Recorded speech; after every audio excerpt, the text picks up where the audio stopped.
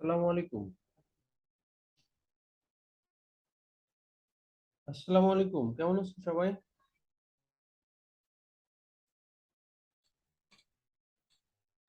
ওয়ালাইকুম ওয়ালাইকুম সালাম। আসসালাম, আলহামদুলিল্লাহ ভালো sir. Alhamdulillah, by the grace of Almighty, you might be well for the grateful of Allah Subhanahu wa Taala. But in fact, you shouldn't be well for the tension of your IELTS studying, isn't it? IELTS এর পড়াশোনার মধ্যে থেকে যদি আপনি seriously পড়াশোনা করেন, তাহলে হচ্ছে তো এত ভালো থাকার কথা না। জাস্ট হচ্ছে ধরেন এই যে আইএলটিএস এর যে reading passage 3, reading passage 2, overall study condition কেমন বলেন তো সবার? মানে বাসায় কি সেলফ স্টাডি করতেছেন রিডিং এর জন্য বা লিসনিং অন্যান্য সবগুলা? স্যার, যত স্টাডি করি ততই মনে হচ্ছে যে কিছুই পারি না। হ্যাঁ, হ্যাঁ। যখন আপনি একটা কিছুর একদম মানে গভীরে প্রবেশ করবেন, তখনই আপনি হচ্ছে বুঝতে পারবেন যে আমি কিছু পারি না। আর আর অত যখন তাই ভাষা হতাশ হয়ে যাচ্ছে স্যার। হ্যাঁ, হ্যাঁ। মানে যখন ভাষা যখন কারো নলেজ থাকে, যেমন এক স্টুডেন্ট আমাকে আ বেশ কিছুদিন আগে, আমি এক্সাক্ট বলতে পারবো না কখন, বাট রিয়েল ঘটনা। সে মেসেজ দিয়ে বলতেছে যে আপনি শুধুমাত্র 6.5 এর বা 7 এর জন্য পড়ান। এটা আমার জন্য না। আমার টার্গেট হচ্ছে আ 8, 8.5। সো উনি যে ইংলিশে লিখছে, উনার বেসিক গ্রামারেও একদম মানে I doesn't বা ইট মানে কোন ধরনের, তার মানে হচ্ছে কি, যেটা আমি সারমর্ম বোঝাতে চাচ্ছি, যে তার আসলে ওই ডিপ নলেজটাই নাই। আইএলটিএস যে কি জিনিস সেটাই সে জানে না। এজন্য বলতেছে যে আমার তো টার্গেট 8.5। সো 8.5 তো আসলে ধরেন দুনিয়ার কোথাও মানে এপ্লাই করার জন্য লাগে না। আপনি যদি আইএলটিএস এ মানে 8-9 পান, that's great, that's awesome, but এটা আপনার কখনো লাগে না। তার মানে কি, তার ওই বেসিক আইডিয়াটাই নাই। আপনি যখন বুঝতে পারবেন যে আমি এতটুকু পারি, এতটুকু পারি না, তার মানে আপনি একটু এক্সপার্ট, একটু গভীরে প্রবেশ করছেন। এভাবে যদি আপনি কন্টিনিউ করেন, আস্তে আস্তে মানে ডেভেলপ হবে। আরেকটা জিনিস হচ্ছে, যেমন ধরেন প্যাসেজ 1 সবসময় একটু সহজ হবে, প্যাসেজ 2 টা মিডিয়াম লেভেল একটু কঠিন হবে, প্যাসেজ 3 টা অবশ্যই হার্ডেস্ট হবে। এই বিষয়টা যখন আপনি ধরেন প্যাসেজ 3 পড়তে গেছেন, কিচ্ছু পারতেছেন না, আপনি সময় দিচ্ছেন 1 ঘন্টা, 2 ঘন্টা, 3 ঘন্টা সময় দিচ্ছেন। তার মানে হচ্ছে যতই পরিশ্রম করেন, যতই সময় দেন, যতই না পারেন, আপনি কিন্তু এট লিস্ট আপনার প্র্যাকটিসের মাধ্যমে ডেভেলপই হবে। তাই কি না? সাময়িকভাবে মেন্টালি মনে হতে পারে যে আমি তো কিছুই পারতেছি না, আরো পিছায়া যাচ্ছি। কিন্তু আরো পিছায়া যাচ্ছি, এটা আসলে সম্ভব না। কিছুতেই সম্ভব না। মাহমুদুল ভাইয়া, এম আই রাইট? আরো জি পিছায়া স্যার। যাচ্ছি, এটা কিন্তু প্র্যাকটিক্যালি সম্ভব না। স্যার, ভয় করে না ধরলে আরো পিছায় যেতে হবে। এক্সাক্টলি। মানে হচ্ছে ধরেন আমরা যখন এই পড়াশোনা করি, তখন মনে হয় যে আমি তো কিচ্ছু পারতেছি না। ওই আমার এগুলা খুবই মানে আমি এগুলার নিজস্ব স্টুডেন্ট হিসাবে ভুক্তভোগী ছিলাম। যখন আমি এই যে 3rd ইয়ারের স্টুডেন্ট বা 2nd ইয়ারের স্টুডেন্ট ছিলাম, ব্রিটিশ কাউন্সিলে যখন সেলফ স্টাডি করেছি, দেখতাম যে প্যাসেজ 1 এ যখন মিলাতাম, মনটা আনন্দে ভরে যেত। হ্যাঁ, যে আরে 13টার মধ্যে 11টা হইছে, 12টা হইছে। মানে মনটা খুব খুশি যে আমার তো আইএলটিএস আর ঠেকায় কে। ঠিক আছে? প্যাসেজ 2 তে যে দেখা যেত যে 2-4টা ভুল যেত। আচ্ছা ঠিক আছে। প্যাসেজ 3 সলভ করতে যে গেছে, আমার দ্বারা আর কিচ্ছু সম্ভব না। এরকম। কিন্তু কোশ্চেন এভাবে হয় না। কোশ্চেন হয় একটা ব্যালেন্সড ওয়েতে। কিছু কঠিনও থাকবে, কিছু সহজও থাকবে। সো এভাবে প্র্যাকটিস করতে থাকেন। আর হচ্ছে আমাদের যে ট্রিকস গুলো আছে, যেমন আমরা হচ্ছে ধরেন কোন কোশ্চেনের আনসার গুলো কিভাবে টাইম সেভ করব লিস্ট অফ হেডিংস এর জন্য। আহ, টাইম ম্যানেজিংটাই সবচেয়ে বড় সমস্যা স্যার, বুঝছেন? অবশ্যই রিডিং এর জন্য তো টাইম ম্যানেজমেন্টটাই হচ্ছে মোস্ট ক্রুশাল পার্ট। স্যার, যেমন আমি একটা এই এই কোনোভাবেই টাইম একই ম্যানেজ কোশ্চেন, করতে পারি না একই স্যার। একই কোশ্চেন আপনাদেরকে যদি হ্যাঁ 1.5 ঘন্টা দেওয়া হয়, অনেকেই হচ্ছে মানে ধরেন 7.5 বা 2 ঘন্টা দেওয়া হলে 8 পর্যন্ত তোলা সম্ভব। কিন্তু এই অল্প সময়ের মধ্যে পড়েই মিনিংটা বুঝতে পারাটা, ধরতে পারাটা, এটা হচ্ছে চ্যালেঞ্জিং ইস্যু। আর স্যার, আর একটা জি ভাইয়া প্রশ্ন। বলেন। স্যার রিডিং এর জন্য টিপস এন্ড ট্রিক্সটা গুরুত্বপূর্ণ নাকি স্কিল ডেভেলপমেন্টটা গুরুত্বপূর্ণ?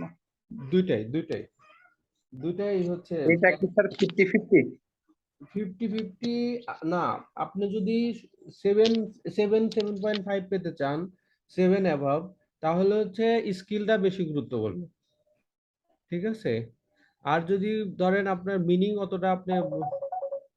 আপনি ধরেন অতটা বুঝতে পারবেন না, বা হচ্ছে অতটা আপনার সময় নাই, বা কোনো রকম আপনার 6 দরকার, 6.5 বা 5.5 6 দরকার, তাহলে ওই টিপস ট্রিক্স গুলো দিয়েই আপনি কম পড়াশোনা বা হচ্ছে মেইন জিনিসগুলো দিয়ে 6 পেতে পারেন। তো শুধুমাত্র এই শর্টকাট ওয়ে বা টিপস ট্রিক্স দিয়ে বা স্কিল খুব বেশি ছাড়া 6 পর্যন্ত আপনি পেতে পারবেন। কিন্তু ওভারঅল একটা সেন্টেন্স পড়ে পুরোপুরি মিনিং বোঝার দক্ষতা, কোশ্চেন পড়ে পুরো কোশ্চেনের অর্থটা কি, প্যাসেজের অর্থটা কি, এটা তখনই বুঝতে পারবেন যখন আপনার হচ্ছে পুরোপুরি ওভারঅল স্কিলটা ভালো থাকবে, পুরোপুরি মিনিংটা ধরতে পারবেন ভালো। স্কিল দরকার প্যাসেজ 3 তে, আর প্যাসেজ 1 প্যাসেজ 2 মোটামুটি এই ট্রিক্স গুলো দিয়েই হবে। লোকেট করতেই স্যার আমার সময় জায়গা অনেক বেশি, লোকেট করতে করতে। লোকেট হচ্ছে ভাইয়া, লোকেটের জন্য ধরেন আহ, আপনার কিছু যে 10টা টাইপসের কোশ্চেন যে সিরিয়ালি থাকে, হ্যাঁ, এই ধরেন এক নাম্বার কোশ্চেনের আনসার শুরুতে থাকবে। এই যে যেমন ধরেন আমি এখানে আপনাকে শিওর দিয়ে বলতেছি, আমরা নিজেও জানি না যে এই কোশ্চেনের আনসার কি আছে কোথায় আছে। এই যে দেখেন লোকেশ, এই যে 1 নাম্বার কোশ্চেন না ভাই, জি ভাইয়া। বাইবলিক্যাল টাইমস, এটা শুরুতে থাকবে চোখ বন্ধ করে, এটার কোনো ইনশাল্লাহ মিস নাই, ঠিক আছে? এখন এই বাইবলিক্যাল টাইমসটা, এই বাইবলিক্যাল টাইম বাইবলিক্যাল নামেই থাকবে, এটা চেঞ্জ হবে না, এটা হচ্ছে প্রপার নাউন, ঠিক আছে?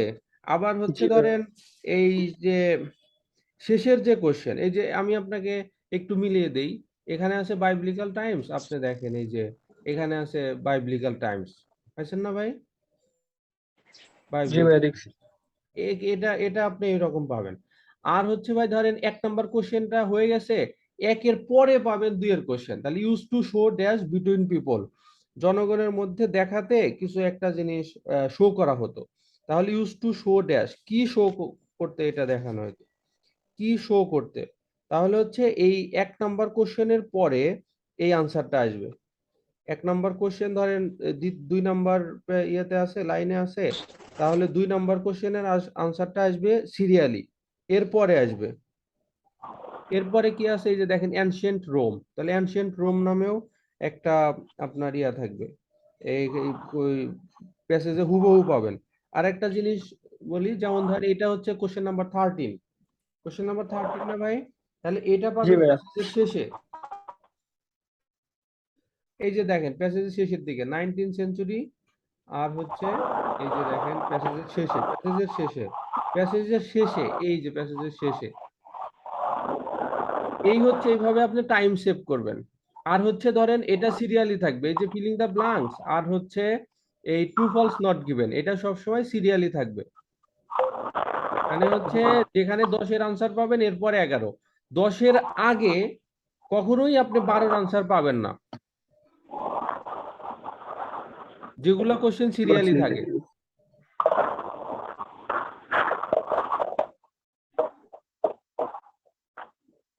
আর হচ্ছে ধরেন যেসব কোশ্চেনের আনসার সিরিয়ালি থাকে না, যেমন হচ্ছে list of headings, information matching, name matching, এটা তো সিরিয়ালি থাকবে না, কিন্তু এগুলার জন্য যে টিপস গুলো আমরা বলেছি, যে একটা প্যারা পড়বেন, একটা প্যারা পড়ে সবগুলোর সাথে মিলাবেন, একটা আনসার হবে আর বাকিগুলো হচ্ছে হবে না।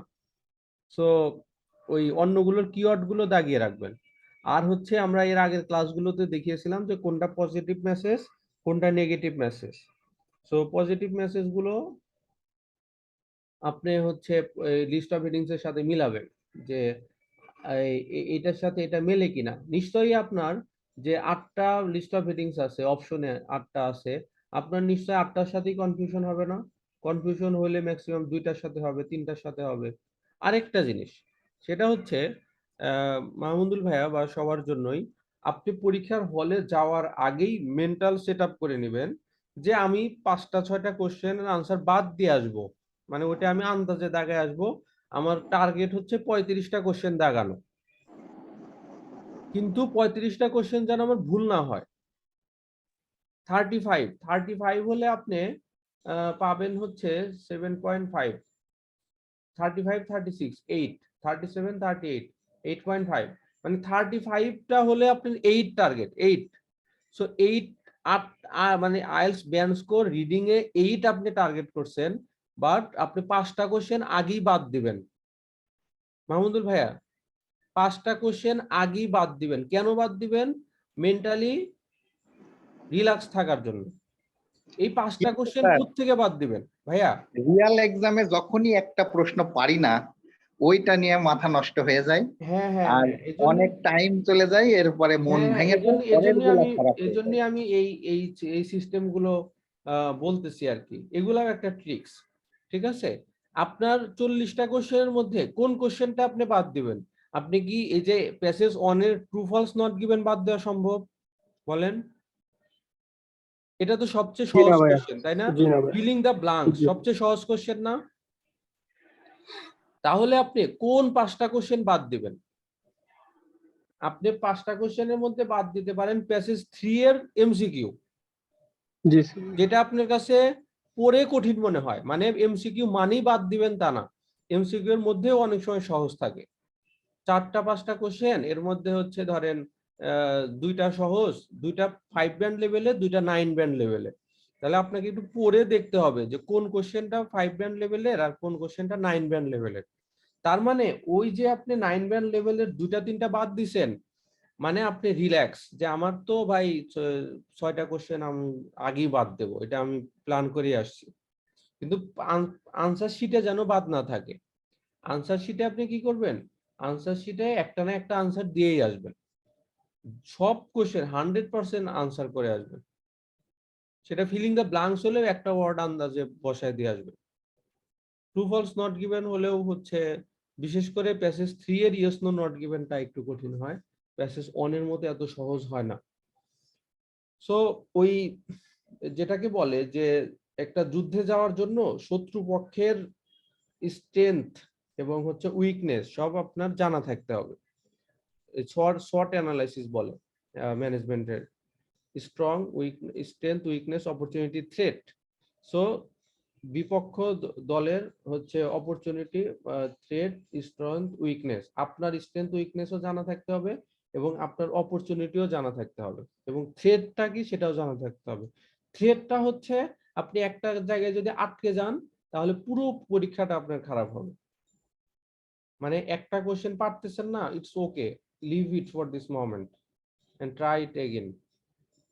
যখন আপনি অন্য কোশ্চেনের আনসার গুলো শেষ হবে তখন আবার পারলে ফেরত আসেন, কিন্তু এখন এটাকে এই বেশি সময় দিয়েন না। সো আপনার টার্গেটটা কি হবে? প্যাসেজ 1 থেকে 13টার মধ্যে 10টা 12টা কারেক্ট করা। এবং প্যাসেজ যদি আপনার হচ্ছে 7ও টার্গেট হয়, তার মানে হচ্ছে এখান থেকে 10 12টা প্যাসেজ 1, 12টা আর লাগে 18টা। 18টা হচ্ছে 13 13 26, 27টা কোশ্চেন থেকে আপনার এরপরে লাগবে হচ্ছে 18টা। 27টা কোশ্চেন থেকে 18টা, মানে 9টা কোশ্চেন বাদ। 9টা কোশ্চেন আপনার দরকার নাই। আপনার আপনি মানে আমি তো আলহামদুলিল্লাহ অনেক স্টুডেন্ট আমি দেখেছি, ডিল করেছি যারা ভালো স্কোরও করেছে বা প্রিপারেশনের সময় যারাও এরকম টেনশনে ছিল, এখনকার মতো আপনারা যারা টেনশন করতেছেন। সো এইভাবে যদি আপনি আগে থেকেই এটা মেন্টাল মানে প্রিপেয়ার হয়ে থাকেন যে আমি হচ্ছে এই 5টা 6টা আগে থেকে বাদ দিয়ে রাখবো, সো দেখবেন যে আপনি একটু রিল্যাক্স হবেন। রিল্যাক্স হওয়ার পরে বাকি যেগুলো আছে এগুলো যেন ভালো মতো আপনি ইয়া করতে পারেন।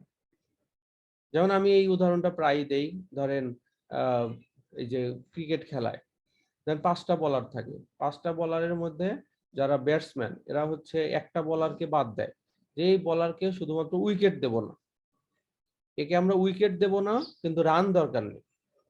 টি-20-তে 4 ওভারের মধ্যে তার শুধু 20 30 রান বা কোনো রকম হচ্ছে উইকেট না দিয়ে খেলবো, আর বাকি যে বলার গুলো আছে এই বলার গুলোর উপর আমরা চড়াও হবো। ব্যাটসম্যানদের এরকম প্ল্যান থাকে। সো আপনারও হচ্ছে ফাইনাল পরীক্ষায় যে ওই কঠিন যে কোশ্চেন গুলো এমসিকিউ বা লিস্ট অফ হেডিংস এর যে কঠিন কোশ্চেন গুলো, এগুলার আপনি উইকেট দিবেন না। উইকেট দিবেন না বলতে কি, যে আপনি টাইম ওয়েস্ট করবেন না। কিন্তু বাকি যে কোশ্চেন গুলো আছে, এই কোশ্চেনের হচ্ছে আপনি চড়াও হবেন, মানে এগুলাতে যেন কোনো রকমের ভুল না যায়। আর at the end of the day we have to acknowledge, আমাদেরকে অবশ্যই স্বীকার করতে হবে যে IELTS is not as easy as pie. এটা ধরেন এত সহজ না, তো isn't a piece of cake. এটা এত মানে পিস অফ কেকও না যে আপনি একদিন 2 দিন 1 সপ্তাহ দেখলেন বাস হয়ে গেল। আবার এটা একটা হারকুলিয়ান টাস্কও না যে একটা কঠিন একটা ব্যাপার, এরকমও না। নাইদার ইজিয়ার নর হার্ডার, সহজও না কঠিনও না। যে প্র্যাকটিস করবেন, যে হচ্ছে একটু স্ট্র্যাটেজি অনুসারে দেখবেন। ভাই এটা আমার পার্সোনাল ওপিনিয়ন এবং আমি নিজে এটা রাজ সাক্ষী যে এই টিপস ট্রিক্স টিচারদের কাছ থেকে কত শুনবেন, যখন আপনি প্র্যাকটিস করতে থাকবেন নিজের মধ্যে থেকেই কিছু টিপস ট্রিক্স মানে রিয়েলাইজেশন হবে, ইন্টারনাল যেটা আপনার আইডিয়া। সো কন্টিনিউয়াস থাকতে হবে, কন্টিনিউয়াস। দিনে ধরেন একটা হলেও আপনার একটা প্যাসেজ হলেও জাস্ট পড়তে হবে। এক ধরেন বই নাই, আপনি হচ্ছে মোবাইলে একটা প্যাসেজ দেখলেন বা রিডিং করলেন, ডেইলি স্টার বা যে কোনো একটা পেপার আপনি পড়লেন, but you have to be regular. এগুলা কিন্তু ধরেন পড়াশোনার চেয়ে মেন্টাল যে রিল্যাক্সেশনটা বা মেন্টাল স্ট্রেংথ, এটা আরো বেশি জরুরি আইএলটিএস এর জন্য।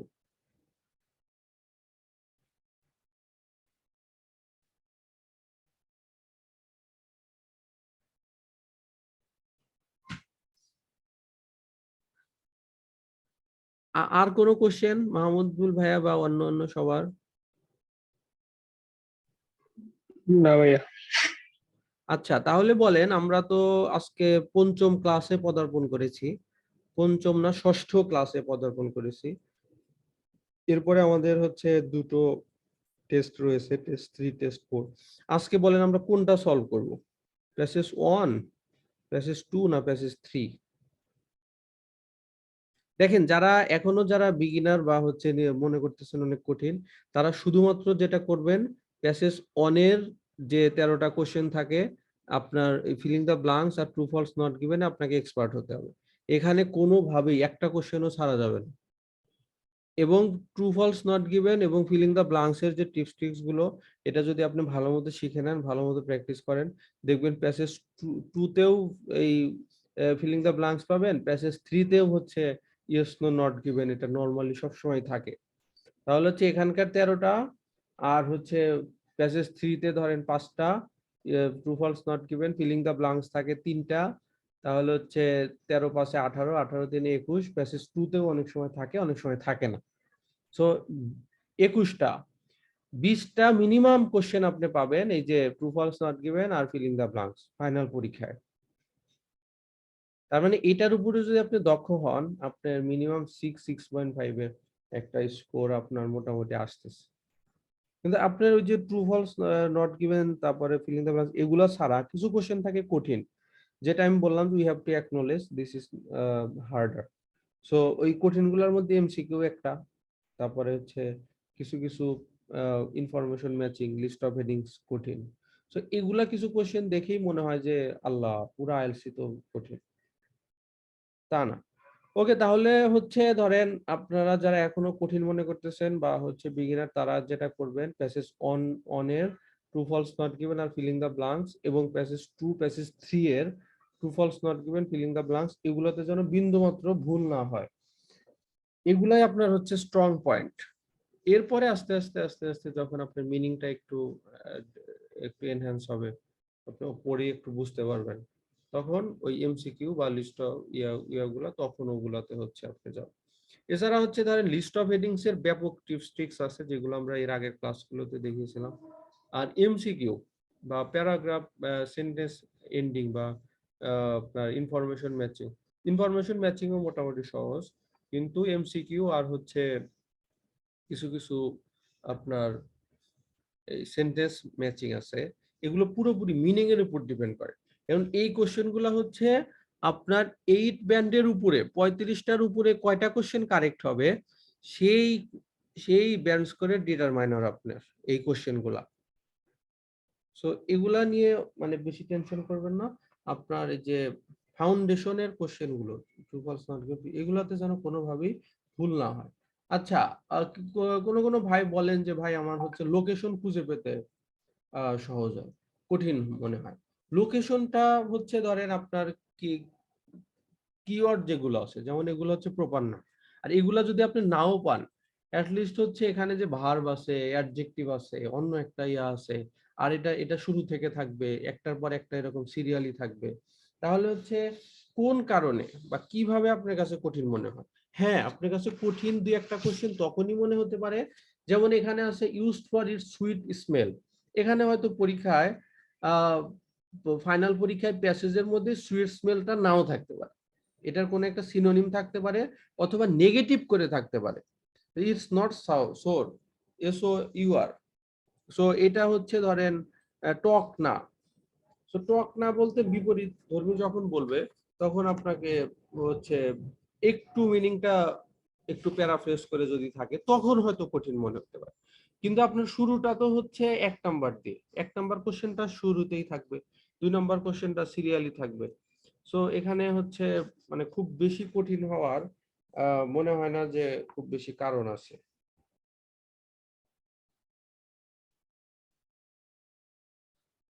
আচ্ছা, আর বলেন যে মানে লোকেশন খুঁজে পেতে আর কার সমস্যা হয় বা আর কি প্রবলেম ফেস করেন আপনি?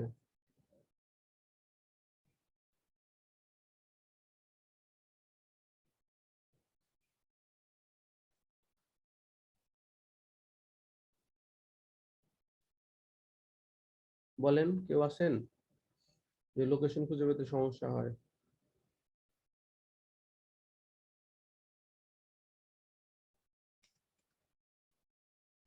ওকে, তাহলে দেখেন এখানে আমরা যদি এখান থেকে শুরু করি এবং এটা যদি আমাদের মেইন টার্গেট হয় এই কোশ্চেন গুলোর আনসার গুলো, মানে এখান থেকে যদি আমার টার্গেট থাকে ইনশাআল্লাহ আমরা এখান থেকে ভুল করব না। তাহলে আমরা শুরু করি যে বাইবলিক্যাল টাইমস। আমরা জানি the early history of cinnamon, এখানে যেটা আছে প্যাসেজের যে headings, bringing cinnamon to Europe. Bringing cinnamon to Europe, cinnamon হচ্ছে মানে কি? দারুচিনি। দারুচিনি নামক একটা মশলা, যেটা হচ্ছে ইউরোপে আনা হতো। তাহলে হচ্ছে এটা হচ্ছে আমাদের হেডিংস, আর এখানে হচ্ছে সাব হেডিং। এই সাব হেডিং গুলো আমরা দেখব, কেন দেখব? কারণ এই কোশ্চেন, এই দুটা কোশ্চেনের আনসার এই বাইবলিক্যাল টাইমস এর মধ্যেই থাকবে। এই কোশ্চেনের আনসারটা অ্যানশিয়েন্ট রোমের মধ্যেই থাকবে। আর এখানে যেটা আছে এই যে মিডল এজ 4 5 6 7 8 9। সো এই বাকি বাকি এই কয়েকটা কোশ্চেনের আনসার, আমাদের হচ্ছে আমাদের এই মিডল এজের মধ্যে থাকবে। তাহলে হচ্ছে আমরা এখানে কি আছে biblical times added to dash. Added to dash মানে এটার সাথে কিছু যোগ করা হতো। কি যোগ করা হতো? আমরা মেন্টালি আগে থেকে প্রিপেয়ার থাকবো যে হয়তো বা প্যাসেজের মধ্যে অ্যাডেড ওয়ার্ডটা থাকবে না, এখানে অ্যাডেড এর জায়গায় অন্য কোনো সিনোনিম থাকবে। এখানে মিক্সচার উইথ থাকতে পারে, অথবা হচ্ছে মিক্সড উইথ থাকতে পারে, অথবা হচ্ছে ধরেন সামথিং ইজ ইনক্লুডেড, অন্য কোনো কিছুকে যোগ করা হয়ে থাকে।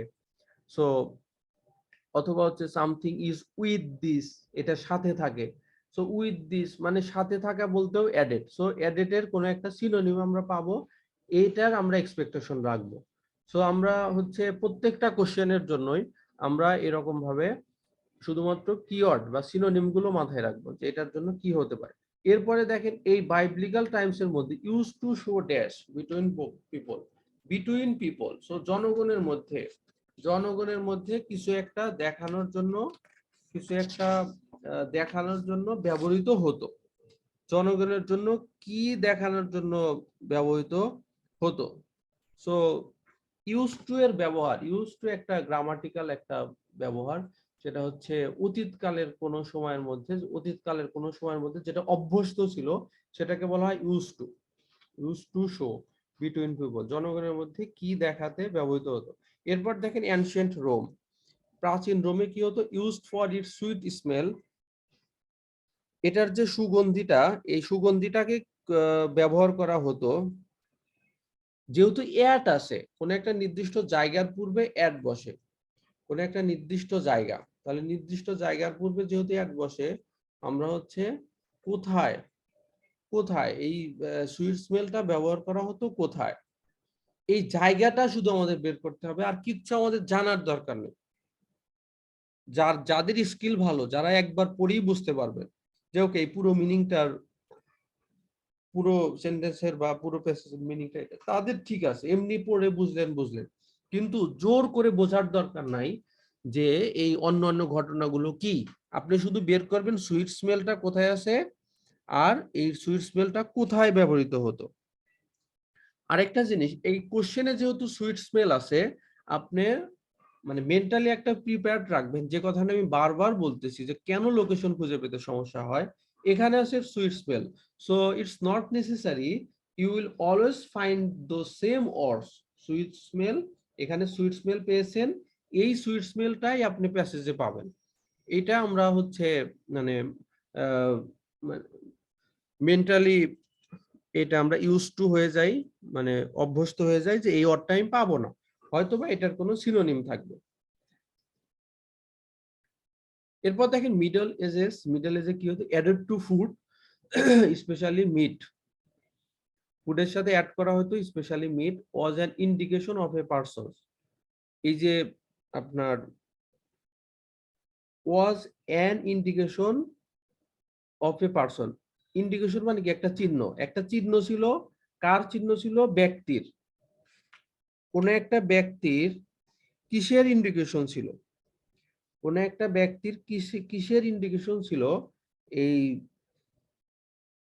এই যে এই আপনার অ্যাডেড টু ফুড, ফুডে যেটা মিক্সড করা হতো, স্পেশালি মিট, মাংসের সাথে মিক্সড করা হতো, ফুডে মিক্সড করা হতো, কি মিক্সড করা হতো, অ্যাড করা হতো মিট, মানে মাংস অ্যাড করা হতো।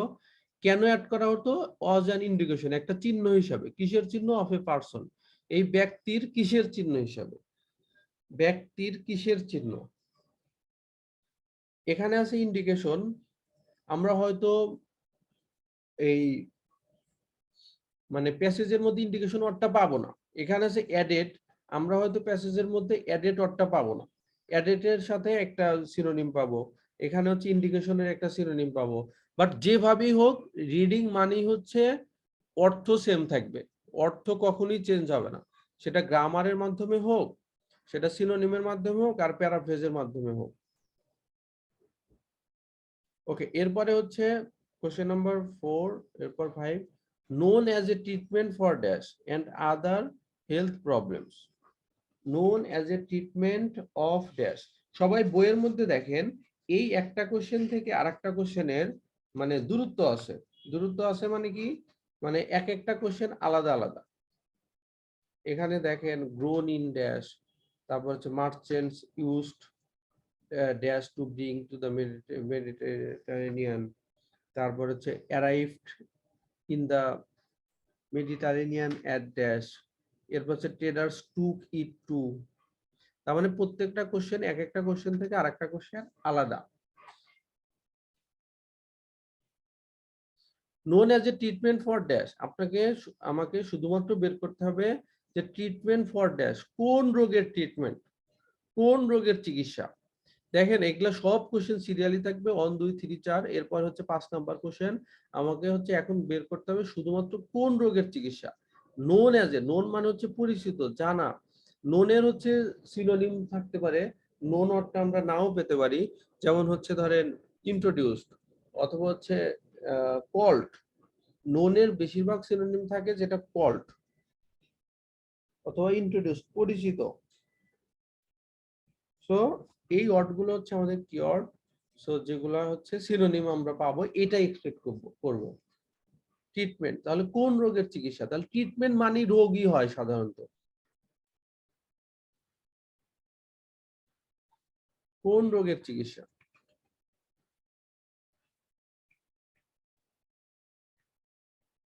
কোন রোগের ট্রিটমেন্ট বা চিকিৎসা।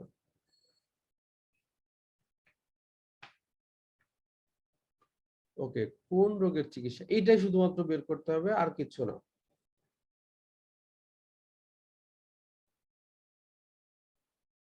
ওকে, এরপর হচ্ছে গ্রোন ইন ড্যাশ। এই যে এখানে আমরা যে কথাগুলো বলতেছি, অ্যাডেড টু ফুড, এই ফুডের সাথে মিক্সড করা হতো স্পেশালি মিট, তাহলে কোন ফুডের সাথে? এই ফুডটা হচ্ছে গ্রোন ইন ড্যাশ, কোথায় উৎপাদন হতো? কোথায়? ইন, ইন হচ্ছে একটা প্রিপোজিশন, প্রিপোজিশনের ফিলিং দ্য ব্ল্যাঙ্কস এর আগে যদি কোনো প্রিপোজিশন থাকে, আমরা কি জানি যে মোস্ট প্রবাবলি প্যাসেজেও এই ফিলিং দ্য ব্ল্যাঙ্কস এর মেইন যে আনসারটা, সম্ভাব্য যে আনসারটা হতে পারে, এইটার আগে একটা প্রিপোজিশন বসবে। এটা এটা আমরা কেন বলতেছি? যাতে করে আপনি পরীক্ষার হলেই বুঝতে পারেন যে হ্যাঁ, আমার আনসারটা শতভাগ সহি। আর মিনিং দিয়ে যদি আপনি করেন গ্রোন ইন ড্যাশ, কোথায় উৎপাদন হতো?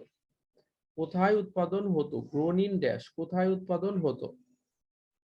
সো এখানে হচ্ছে গ্রোন ইন, ইনের পরে একটা জায়গার নাম বুঝাবে, জায়গার নাম, কোন জায়গা? গ্রোন ইন ড্যাশ, কোথায়? জায়গার নাম, জায়গার নাম হবে, অথবা প্রশ্ন হিসাবে বললে কোথায় উৎপাদন হয়, কোথায়।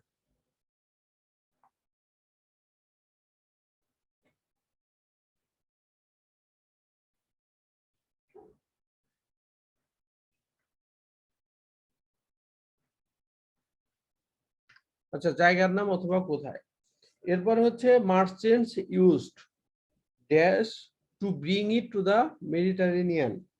তাহলে মার্চেন্টস ইউজ ড্যাশ, তাহলে মার্চেন্টস ব্যবহার করতো কোন জিনিসটাকে, তারা মার্চেন্টসরা বা ব্যবসায়ীরা তারা ব্যবহার করত, এটা আমাদেরকে বের করতে হবে যে merchants used,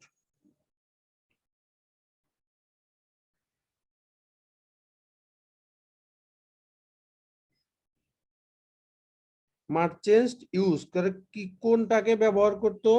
two bring it to the Mediterranean. Mediterranean মানে হচ্ছে ভূমধ্যসাগর। মার্চেন্টস কোন জিনিসটাকে ব্যবহার করত? মার্চেন্টস কোন জিনিসটাকে ব্যবহার করত? এটাকে আনতে, কোথায় আনতে? হচ্ছে ভূমধ্যসাগরে। তাহলে মার্চেন্টস কি ব্যবহার করত? শুধুমাত্র আমাদের লাগবে যে মার্চেন্টসটা কি ব্যবহার করত। দেখেন, এই জিনিসটা হয়তো আমি এখন এক্সপ্লেন করার জন্য এত কথা বলতেছি, বাট পরীক্ষার হলে আপনারা হচ্ছে ধরে নেবেন যে খুব কুইকলি বুঝে নেবেন যে মার্চেন্টস ইউজ, তাহলে কি ব্যবহার করতে, এখানে শুধুমাত্র কি ব্যবহার করতে এই অর্থে আমাদের লাগবে। আর ইউজটের নিচে দাগ দিবেন, কারা ইউজ করতো? মার্চেন্টস। আর এটাকে আরেকটু ধরেন কোথায় আছে বা মিলানোর জন্য, কোথায় নিয়ে আসার জন্য, to bring it to the Mediterranean. So হচ্ছে এই মেডিটারেনিয়ানটা আমাদের কিওয়ার্ড। আর হচ্ছে মার্চেন্টস ইউজড, মার্চেন্টস ব্যবহার করতো, কি ব্যবহার করতো? অ্যারাইভড ইন দা মেডিটারেনিয়ান, ভূমধ্যসাগরে আগমন করত, ভূমধ্যসাগরে আগমন করত এট ড্যাশ। তার মানে হচ্ছে ভূমধ্যসাগরের কোথায়, এট এর পরে কি হয়? একটা জায়গার নাম। একই রকম ভাবে এখানে হচ্ছে কোথায়, ভূমধ্যসাগরের কোথায়। যেমন আমরা যেমন বললাম, আমরা যেমন বলতে পারি যে ঢাকার লালবাগ, তাহলে হচ্ছে ইন ঢাকা এট লালবাগ। ঠিক একই রকম ভাবে বড় জায়গার আগে ইন আর ছোট জায়গার আগে এট। তাহলে মেডিটারেনিয়ানের কোথায়, মেডিটারেনিয়ানের কোথায় এটা অ্যারাইভ হতো বা আগমন হতো বা আসতো। ওকে, এরপর হচ্ছে traders took it to dash. Traders টুক ইট, ব্যবসায়ীরা এটাকে নিয়ে যেত, কোথায় নিয়ে যেত? তাহলে ব্যবসায়ীরা এটাকে কোথায় নিয়ে যেত? এখানে দেখেন তাহলে হচ্ছে টুক ইট, এটা আমাদের কিওয়ার্ড। ট্রেডার্স টুক ইট, ব্যবসায়ীরা এটাকে নিয়ে যেত, কোথায় নিয়ে যেত? বেশিরভাগ জায়গায় সব জায়গার নাম হিসাবে কোশ্চেন গুলো দেখতেছি। সো ব্যবসায়ীরা এটাকে কোথায় নিয়ে যেত, সেটা আমাদেরকে বের করতে হবে। ব্যবসায়ীরা এটাকে কোথায় নিয়ে যেত? and sold it to destinations around Europe. ব্যবসায়ীরা এটাকে কোথায় নিয়ে যেত? ব্যবসায়ীরা নিয়ে যেত টু ড্যাশ, কোথায় নিয়ে যেত? and sold it, এটাকে বিক্রি করত কোথায়? ডেস্টিনেশনস অ্যারাউন্ড ইউরোপ, ইউরোপের এই যে বিভিন্ন জায়গা জুড়ে এটাকে তারা বিক্রি করত। তাহলে দেখেন, আমরা প্রত্যেকটা কোশ্চেনের কিওয়ার্ড আমরা হচ্ছে এভাবে নিয়ে ফেললাম এবং একটা আইডিয়া নিলাম যে ওকে, কোন কোশ্চেনের আনসারটা কোনটা হতে পারে। আপনি যে কোশ্চেনের আনসারটা যত সুন্দর করে প্রেডিক্ট করতে পারবেন, কোশ্চেন যত ভালো করে বুঝতে পারবেন, আনসার হওয়ার চান্স তত বেশি। আপনি যদি কোশ্চেনটা ভালো মতো বোঝেন 70% কাজ এখানেই শেষ। আর যদি কোশ্চেনটাই ভালো মতো না বোঝেন প্যাসেজ পড়ে খুব বেশি লাভবান হওয়াটা কঠিন। এজন্য আমি কোশ্চেনে এত বেশি জোর দেই। এখন হচ্ছে কোশ্চেনগুলো আমরা পড়ে ফেললাম, সবগুলোর কিওয়ার্ড নিয়ে ফেললাম, এখন আমরা প্যাসেজে চলে যাই। আমি আগেই বলেছি যে এই 1 নম্বর কোশ্চেনের আনসারটা নিয়মই তাই। এটা আমার কথা না, এটা হচ্ছে আইএলটিএস এর যা নিয়ম আছে সেটাই। 1 নম্বর কোশ্চেনের আনসারটা শুরুতে থাকবে। তাহলে বাইবলিক্যাল টাইমস আর অ্যাডেড টু কিছু একটা মিক্সড করা হতো। কিসের সাথে? কিছুর কিন্তু এক একটা সিকোয়েন্স আছে। এখানে কিসের ঘটনা? আর্লি হিস্ট্রি অফ চিনামন, মানে যে দারুচিনির যে একটা অতীত ইতিহাস। বাইবলিক্যাল টাইমসে এটার সাথে চিনামনের সাথে কিছু একটাকে অ্যাড করা হতো। এরপর use to show dash between people. Use to show এটাকে হচ্ছে শো করা হতো এর মধ্যে কিছু একটা। তাহলে কি হিসাবে এটাকে ব্যবহার করতে? তাহলে অ্যাডেড টু ড্যাশ। তাহলে আমরা বাইবলিক্যাল টাইমসের শুরুতে চলে যাই। সবাই একটু সেলফ প্র্যাকটিস করেন, যেহেতু এটা প্র্যাকটিস বেস। বাইবলিক্যাল টাইমসে যান আর অ্যাডেড টুটা কোথায় আছে বা হচ্ছে এই ওয়ার্ডগুলো কোথায় আছে একটু বের করেন। সেলফ প্র্যাকটিস করেন বা হচ্ছে একটু নিজে নিজে বোঝার ট্রাই করেন, দেখবেন যে আপনার এটাই একটা ভালো প্র্যাকটিস হবে। প্র্যাকটিসও হবে, পড়াও হবে।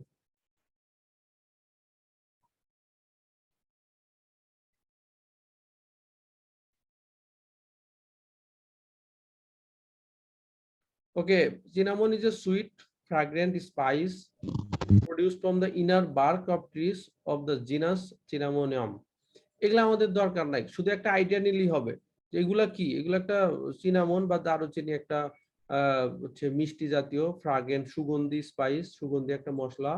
Produce from the inner bark, এটাকে উৎপাদিত হয় কিসের থেকে? উৎপাদিত হয় ইনার বার্ক অফ ট্রিজ, মানে গাছের ছাল। গাছের ছালের অভ্যন্তর মানে ভিতর থেকে এটা উৎপাদিত হয়। অফ দ্য জিনাস সিনামোনাম, মানে চিনামোনাম নামক একটা একটা গাছ থেকে বা হচ্ছে একটা জায়গা থেকে। যাই হোক না কেন, আপনি ধরে নেবেন যে এটা চিনামোনাম একটা প্রপার নাউন, একটা নাম। আমাদেরকে বের করতে হবে অ্যাডেড টু ড্যাশ, এটার সাথে কি অ্যাড করা হতো? Which is native to the Indian subcontinent. এই হুইচ বলতে কি বোঝায়? যে আগের অর্থটা, তার মানে এটা একটা জায়গার নাম। Which is the native to the Indian subcontinent. Okay, এরপরে হচ্ছে ইট ওয়াজ নোন, এটাকে জানা হতো বা এটা পরিচিত ছিল ইন বাইবলিক্যাল টাইমস। তার মানে এই সময়টা এটাকে হচ্ছে পুরোপুরি বাইবলিক্যাল টাইমস নামে বলা হচ্ছে। তার মানে দেখেন এই লাইনটা আপনারা হুদাই দিয়ে রাখছে, এটা আপনার দরকারই নাই, এটা আপনার দরকারই নাই, জাস্ট হচ্ছে ঘটনা হিসাবে। তো এইগুলো কি করবেন? স্কিমিং এন্ড স্ক্যানিং করবেন। জাস্ট আপনার দরকারটা কি, যেটার সাথে কি মিক্সড করা হতো সেটা আপনি পড়বেন।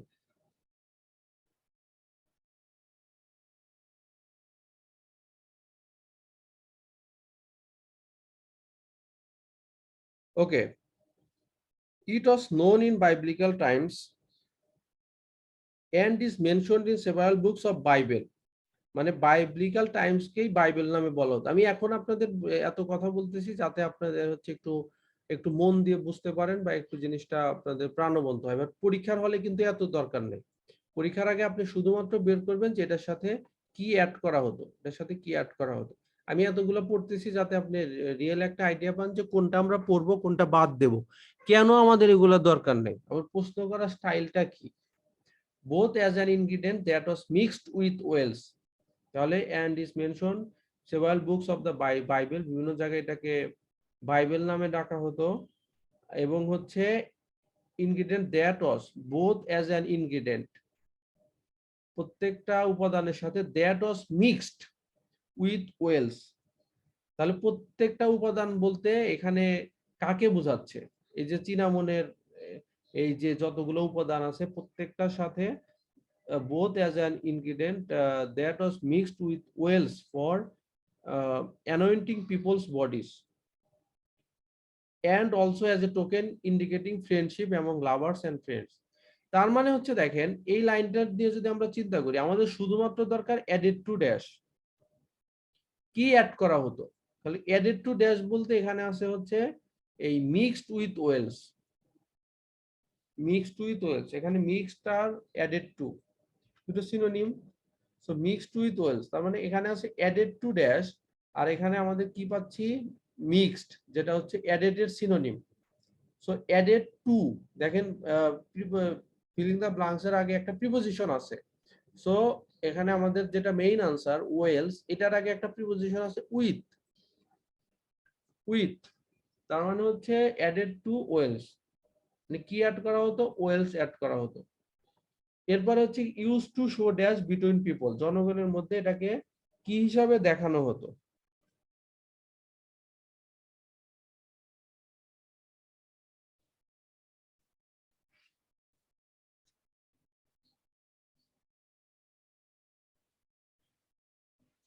Use to show dash. এখন আসেন এই এই অর্ডটা আপনি কই পাবেন। দেখেন আমরা কিন্তু এটা 100% শিওর যে এই এই যে আগের আনসারটা কই পেলাম, এই যে ইউজ টু ইউজ ওয়েলস, এটা হচ্ছে 1 নাম্বার কোশ্চেনের আনসার। তার মানে হচ্ছে এর পরে আমরা 2য় নাম্বার কোশ্চেনের আনসার পাবো, এটা শিওর, এটাতে কোনো সমস্যা নেই। ওকে, এটা হচ্ছে 1 নাম্বার কোশ্চেনের আনসার। এখন দেখেন আমাদের 2য় নাম্বার কোশ্চেনের আনসার পাওয়ার জন্য এই and also as a token indicating friendship এবং লাভার্স এন্ড ফ্রেন্ডস, মানে একটা ওয়ার্ডেরও আমরা সিনোনিম পাচ্ছি না, একটা ওয়ার্ডেরও আমরা সিনোনিম পাচ্ছি না, use to show between people synonym পাচ্ছি না। এরপরে আমাদের এক্সাম স্ট্র্যাটেজিটা কি হবে, এখানে আছে অ্যানশিয়েন্ট রোম, এখানে আমরা অ্যানশিয়েন্ট রোমটা পেয়ে গেছি, অ্যানশিয়েন্ট রোমটা পেয়ে গেছি। সবাই একটু লজিক্যালি চিন্তা করেন, এখানে অ্যানশিয়েন্ট রোম পেয়ে গেছি, এখানে অ্যানশিয়েন্ট রোম পেয়ে গেছি। আমার এই বাইবলিক্যাল টাইমস এর কোশ্চেন নাম্বার 2, এটা কি হচ্ছে অ্যানশিয়েন্ট রোমের সময় নাকি বাইবলিক্যাল টাইমস এর সময়, বলেন তো 2 নাম্বার কোশ্চেনের আনসারটা। বিকাল টাইমের সময়। বাইবলিক্যাল টাইমস এর সময়, এক্স্যাক্টলি। তাহলে হচ্ছে বাইবলিক্যাল টাইমস এর আনসার তো আর অ্যানশিয়েন্ট টাইমস এ হওয়া সম্ভব না। তার মানে আমরা আরেকটু পরে দেখি বা খুঁজে দেখি আনসারটা কই আছে। আর 1 নাম্বার কোশ্চেনের আনসারের পরে হবে 2 নাম্বার কোশ্চেনের আনসার। 2 নাম্বার কোশ্চেনের আনসার নরমালি 1 নাম্বার কোশ্চেনের আগে তো কিছু নাই, বা হচ্ছে খুব বেশি পরে হওয়াও সম্ভব না। So use to show dash between people, যদিও এখানে পিপল অর্থটা নাই, যদি এখানে বিটুইন অর্থটা নাই, বাট হচ্ছে অ্যামং আর বিটুইন দুটাই হচ্ছে প্রিপোজিশন। তার মানে লাভার্স এন্ড ফ্রেন্ডস, এটা হচ্ছে আপনার পিপল। লাভার্স এন্ড ফ্রেন্ডস, এখানে সরাসরি পিপলের নাম বলছে, আর এখানে আছে হচ্ছে লাভার্স এন্ড ফ্রেন্ডস। তাহলে হচ্ছে ইউজ টু শো, কি দেখাতে, কি দেখাতে জনগণের মধ্যে, এমং মানেও মধ্যে, বিটুইন মানেও মধ্যে, বিটুইন পিপল জনগণের মধ্যে, আর এমং মানেও মধ্যে, লাভার্স এন্ড ফ্রেন্ডস বন্ধু বান্ধব বা ভালোবাসার যত মানুষজন আছে তাদের মধ্যে কি হিসাবে, কি দেখাতো, ইউজ টু শো ড্যাশ কি হিসাবে দেখাতো। তাহলে and also as a token indicating friendship among lovers and friends, তার মানে হচ্ছে বন্ধু বান্ধব এবং হচ্ছে ভালোবাসার মানুষদের মধ্যে এটাকে কি হিসাবে দেখানো হতো, ফ্রেন্ডশিপ, ফ্রেন্ডশিপ হিসাবে দেখানো। তার মানে হচ্ছে এমং লাভার্স এন্ড ফ্রেন্ডস, এটা আমরা পুরোপুরি মিল পেয়েছি বিটুইন পিপল হিসাবে। আর ইউজ টু শো ড্যাশ কি দেখাতো বা কি প্রকাশ করতো, সেটা হচ্ছে এই ইউজ টু শো বলতে ইন্ডিকেটিং, তাহলে কি দেখাতো, ফ্রেন্ডশিপ, ইন্ডিকেটিং ফ্রেন্ডশিপ আর হচ্ছে শো ফ্রেন্ডশিপ, ইন্ডিকেটিং ফ্রেন্ডশিপ আর শো ফ্রেন্ডশিপ।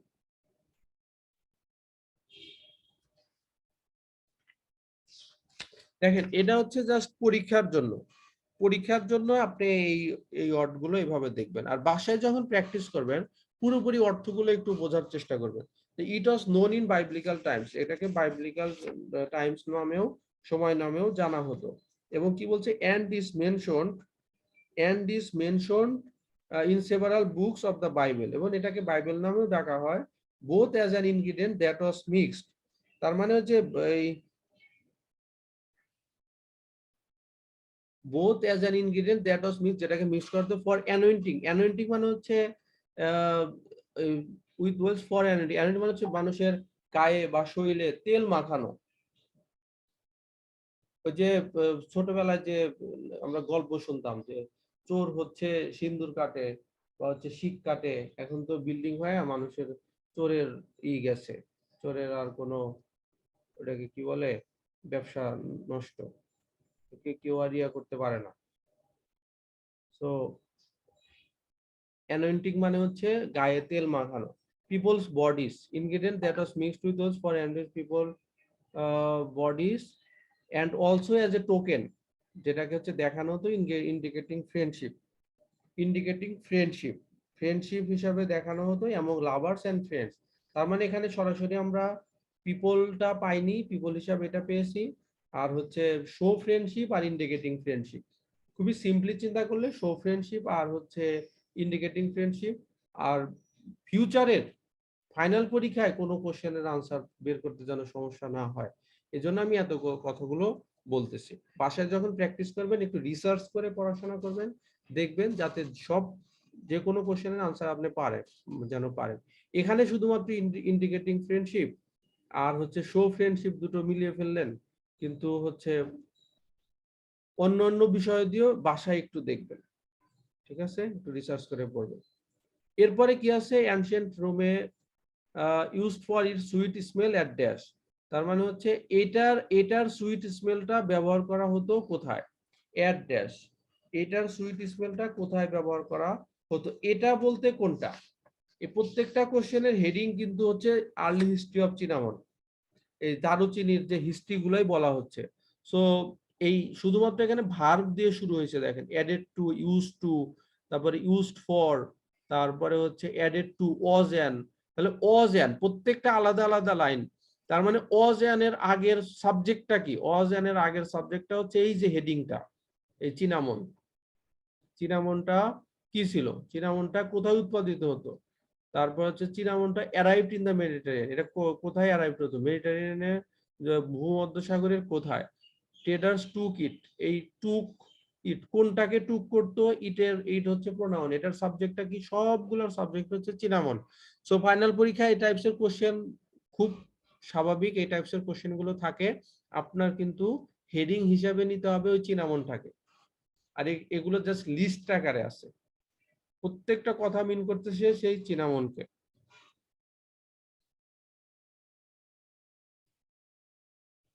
ওকে, এরপরে হচ্ছে আমাদের কোশ্চেনটা কি, যে ইউজুয়ালি সুইট স্মেল মানে চিনামনের যে সুগন্ধিটা, এটা ব্যবহার করা হতো কোথায়। তার মানে এটা আমরা হচ্ছে কোন অ্যানশিয়েন্ট রোমে আছে, তার মানে অ্যানশিয়েন্ট রোমেরটা আমরা পড়ি। ইন অ্যানশিয়েন্ট রোম মোর্নার্স অ্যাটেন্ডিং ফিউনারালস, ফিউনারালস মানে কি, ফিউনারালস মানে হচ্ছে আমরা মুসলমান হিসাবে আমরা বলি যে জানাজা। যারা হচ্ছে অন্যান্য ধর্মের আছেন, খ্রিস্টান অথবা হচ্ছে হিন্দু, তো তাদের হচ্ছে মৃত্যু পরবর্তী সৎকার বা হচ্ছে মৃত্যুর আগে যেটা করা হয় সেটাকে বলা হয় ফিউনারাল। ওকে, তাহলে মোর্নার্স মানে শোকার্তরা, শোকার্তরা মানে যার আত্মীয় স্বজন মারা গেছে, শোকার্তরা অ্যাটেন্ডিং ফিউনারালস মানে হচ্ছে জানাজাতে তারা শরীক হতো। বার্ন্ট চিনামন, চিনামনকে কি করতো, পোড়াতো। To create a pleasant scent, pleasant sense মানে কি, মানে আত্মতৃপ্তিকর, মনোমুগ্ধকর, প্রশান্তিদায়ক সেন্ট। সো প্রশান্তিদায়ক scent is the synonym of sweet smell. দেখেন আমরা পরীক্ষায় সবাই 100% এইটাই আমরা আগে থেকেই মেন্টাল প্রিপেয়ার্ড হয়ে থাকবো, যে শুধুমাত্র প্রপার নাউন ছাড়া, কোন একটা জায়গার নাম ঢাকা, ঢাকার কি আর চেঞ্জ হওয়া সম্ভব, নরমালি চেঞ্জ হবে না। এটাকে হচ্ছে একটু বিপরীত বা হচ্ছে এটাকে একটু এক্সপ্লেন করে বলা থাকতে পারে। প্রথমে হচ্ছে ঢাকা, পরের যে কোশ্চেনের আনসার হিসাবে যেখানে ঢাকা বলার কথা সেখানে বলছে যে this capital of Bangladesh, Dhaka নামটা হয়তো পাননি, কিন্তু আপনার এইভাবে একটু চেঞ্জ করা থাকতে পারে। বাকি যে ওয়ার্ডগুলো আছে অ্যাডজেক্টিভ, অ্যাডভার্ব, ভার্ব, সো এগুলার হচ্ছে চেঞ্জ হবে, এটাই স্বাভাবিক। So sweet smell is the synonym of pleasant scent, এটা কি আমরা বলতে পারি।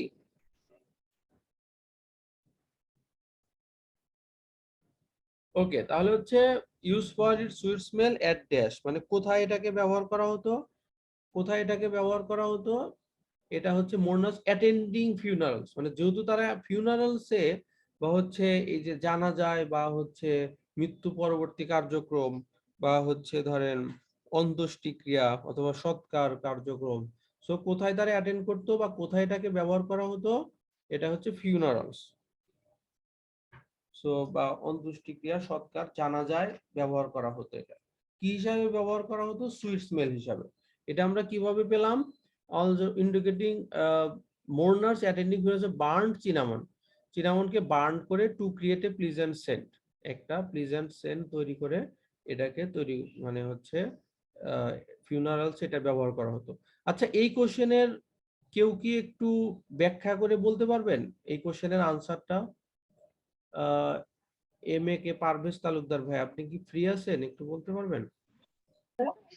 জি, আসসালামু আলাইকুম। এটা হবে ফিউনারাল আর কি, যেহেতু use for it sweet smell, মানে এটা যেহেতু সুইট স্মেলের জন্য ইউজ করা হয়। তো আমরা দেখছি যে প্রেজেন্ট সেন্টটা বলছে cinnamon to create a pleasant Saint.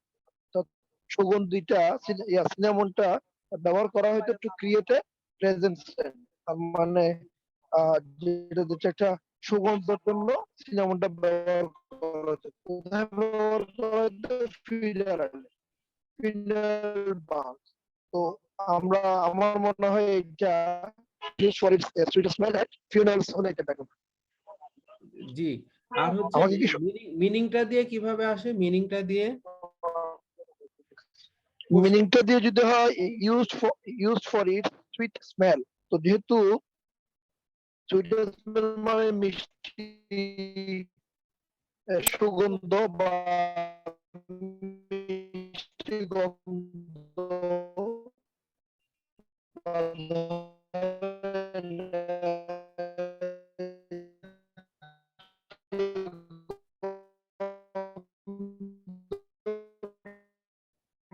আমাদেরকে পুলকিত করে। আর এটা ঠিক একুরেটলি প্লেজেন্ট সেন্টও ঠিক একুরেটলি এরকমই আমাদেরকে এটাকে আনন্দিত করে। এই সেন্টটা, এই সুগন্ধটা আমাদের একটা সেন্টকে সুগন্ধিত উৎপাদনের জন্য। কিন্তু কোথায় সেটা কোথায় করা হয়, সিনেমাটা জি কোথায় জি জি মানে যে তাদের যে সেখানে কোথায় সিনেমাটা কি করে সেখানে সুগন্ধি উৎপাদন করে। তাহলে সেই হিসেবে আমরা বলতে পারি যেহেতু use for it sweet smell, মানে এটা ইউজ হয়, ব্যবহৃত হয় সুইট স্মেলের জন্য। তাহলে কি স্মেলের জন্য, কোথায় অ্যাড হচ্ছে? ওই যে ফিউনারালে, অর্থাৎ ফিউনারালের সুগন্ধটা উৎপাদনের জন্য সিনামন ব্যবহার করা হয়। এটাই কথা। জি ভাই, থ্যাংক ইউ ভাই, বুঝতে পারছি। জি, ওয়েলকাম। জি ভাই, থ্যাংক ইউ। ওকে, আশা করি সবাই বুঝতে পেরেছেন ভাইয়ের মতো। ভাই সুন্দর করে ব্যাখ্যা করলেন। ওকে, এরপরে দেখি যে ওয়াজ an indication of a person's dash, একটা ব্যক্তির কিসের চিহ্ন হিসাবে এটা ছিল, কিসের চিহ্ন হিসাবে। তাহলে এরপরে আমাদের টার্গেট হচ্ছে ওয়াজ অ্যান ইন্ডিকেশন, একজন ব্যক্তির, পারসনস অ্যাপোস্ট্রফি এস পসেসিভ, একজন ব্যক্তি এর, ব্যক্তি এর মানে হচ্ছে ব্যক্তির কিসের ইন্ডিকেশন ছিল এটা। তার মানে আমরা দেখলাম এখানে কোশ্চেনটা হচ্ছে ফিউনারালস, আমরা এটা পেলাম। এরপর থেকেই এটা থাকবে, কারণ এটা কোন সময়ের ঘটনা? এটা হচ্ছে অ্যানশিয়েন্ট রোমেরই ঘটনা। তার মানে এটা সরাসরি এর সিরিয়ালি থাকবে was an indication of a person's dash। তার মানে এটা সরি, এটা হচ্ছে অ্যানশিয়েন্ট রোমের না, এই ঘটনাটা হচ্ছে মিডল এজের। তার মানে মিডল এজটা কই আছে? আচ্ছা দেখেন, এরপরই আছে মিডল এজ, এরপরই আমাদের আছে মিডল এজ। এখন আমাদেরকে কি বের করতে হবে? Was an indication of a person's dash. তাহলে আমরা পড়ে দেখি এখানে কি আছে। Europeans who could afford the spice use to it to flavour food. ইউরোপিয়ানসরা যারা হচ্ছে হু কুড অ্যাফোর্ড, যারা হচ্ছে এই অ্যাফোর্ড করতে পারতো বা যাদের সামর্থ্য ছিল, দ্য স্পাইস এই মশলাটার, use to it flavour food এটাকে ফুডে ব্যবহার করার, এই মশলাটা খাবারে ব্যবহার করার যাদের সামর্থ্য ছিল, পার্টিকুলারলি মিট, পার্টিকুলারলি মিট আর specially meat is the synonym. হ্যাঁ, পার্টিকুলারলি আর হচ্ছে আপনার স্পেশালি দুটো সিনোনিম।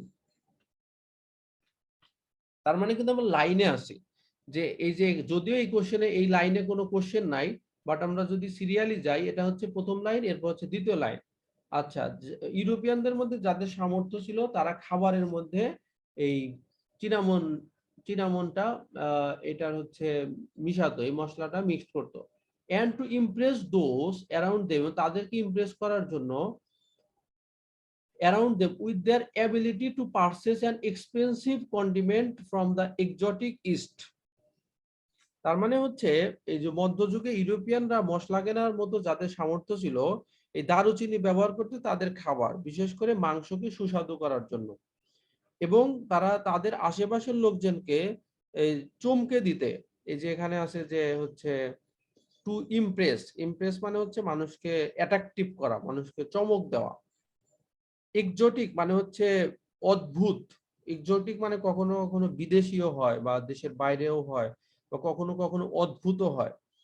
আশেপাশের লোকজনকে চমকে দিতে এক্সোটিক ইস্ট, ইস্ট মানে হচ্ছে প্রাচ্য, এক্সোটিক মানে দামি মশলা কেনার তাদের সামর্থ্য দ্বারা। এরপরে কি আছে, এট এ বাঙ্কেট, এট এ বাঙ্কেট, বাঙ্কেট মানে কি কেউ বলতে পারবেন? বাঙ্কেট মানে হচ্ছে ভোজ সভা।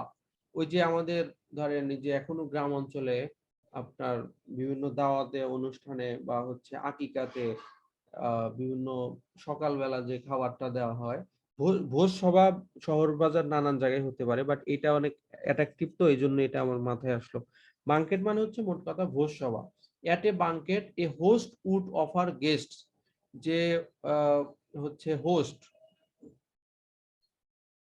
যে হোস্ট মানে যে সবাইকে দাওয়াত করে, উড অফার গেস্ট, গেস্টকে অফার করতে পারে এ প্লেট, একটা প্লেট উইথ ভেরিয়াস স্পাইসিস, অনেক ভিন্ন ভিন্ন ধর্মী মশলা, পিলড আপন, আপনার হচ্ছে এই পাইল মানে হচ্ছে স্তূপ করে রাখা, একটার উপর আর একটা স্তূপ করে রাখা, piled upon it as a sign of the wealth at his or her disposal,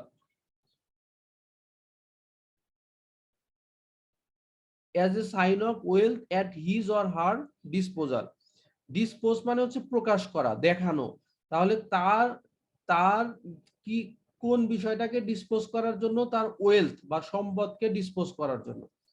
সবাই একটু লাইনগুলো দেখেন, আমি শুধুমাত্র বলে দিতে পারি যে এটা দিয়ে এই দিয়ে এই হয়, এই দিয়ে এই হয়, এই অর্ডারের কারণে এটা আসছে, বাট যেহেতু এটা আমাদের প্র্যাকটিস ব্যাচ, এজন্য আমি একটু আরো মানে বেশি ব্যাখ্যা করে বলতেছি, যাতে আপনি যখন নিজে নিজে প্র্যাকটিস করেন তখন আপনার জন্য বুঝতে আরো সহজ হয়। এখানে একটু দেখেন লাইনটা আমরা আরেকটু ব্যাখ্যা বিশ্লেষণ করি। এট এ বাঙ্কেট, ভোজ সভায়, এ হোস্ট যে দাওয়াত দেয়, উড অফার গেস্ট গেস্টকে অফার করতে পারে এ প্লেট বিভিন্ন ধরনের খাবার, উইথ ভেরিয়াস স্পাইসিস বিভিন্ন মশলার মাধ্যমে, পাইলড আপন, পাইলড আপন মানে স্তূপ করে রাখা, বিভিন্ন মশলা হচ্ছে স্তূপ করে রাখা হয়, ইট এটাকে as a sign, as a sign মানে হচ্ছে চিহ্ন, অ্যাজ এ সাইন মানে হচ্ছে চিহ্ন। আর এখানে আমরা যেটা পেয়েছি ওয়াজ অ্যান ইন্ডিকেশন, ইন্ডিকেশন মানেও চিহ্ন, so indication is the synonym of sign, as a sign, as a indication of a person's dash, একজন ব্যক্তির, একজন ব্যক্তির কিসের চিহ্ন, একজন ব্যক্তির কিসের চিহ্ন, as a sign of the wealth at his or her disposal, তার সম্পদের প্রদর্শনী হিসাবে। ধরেন আপনার অনেক টাকা, কোটি কোটি লাখ লাখ টাকা, তাহলে মানুষ কি করে? যার যত বেশি টাকা, বিয়েতে বা বিভিন্ন অনুষ্ঠানে মানুষকে দাওয়াত দেয়, মানুষকে দাওয়াত দিয়ে, মানুষকে দাওয়াত দিয়ে খাওয়ায়। যার যত বেশি টাকা সে তত বেশি খাওয়ায়। বিশেষ করে চিটাগাংয়ের মানুষ মানে অনেক বেশি তারা এক্সপেন্স করে থাকে, আমি যতটুকু জানি, যদিও আমি চিটাগাংয়ের মানুষ না, হচ্ছে তারা অনেক বেশি খরচ করে থাকে।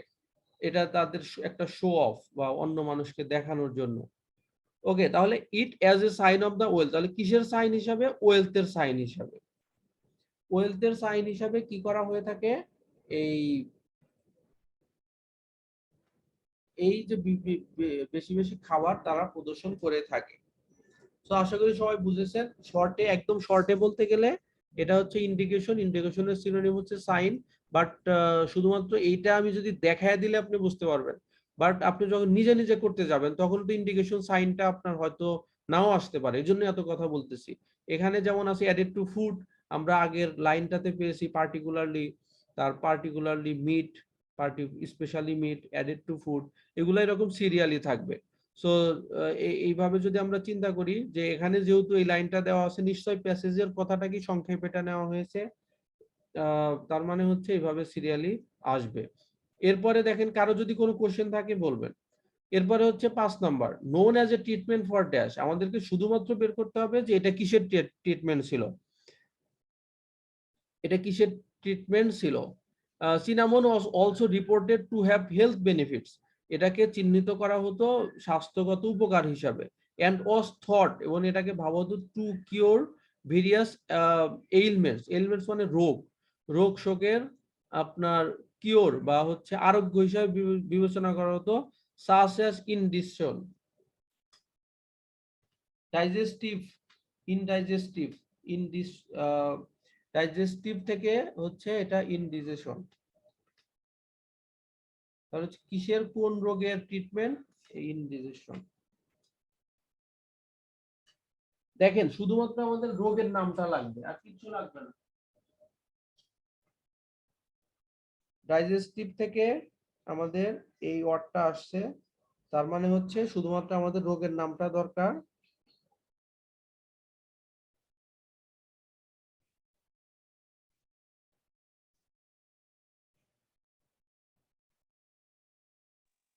এখানে অ্যালাইনমেন্টটা হলো কেন? এটা তো পিওর ভেরিয়েবল আছে, অনেকক্ষণ হলো অ্যালাইনমেন্ট।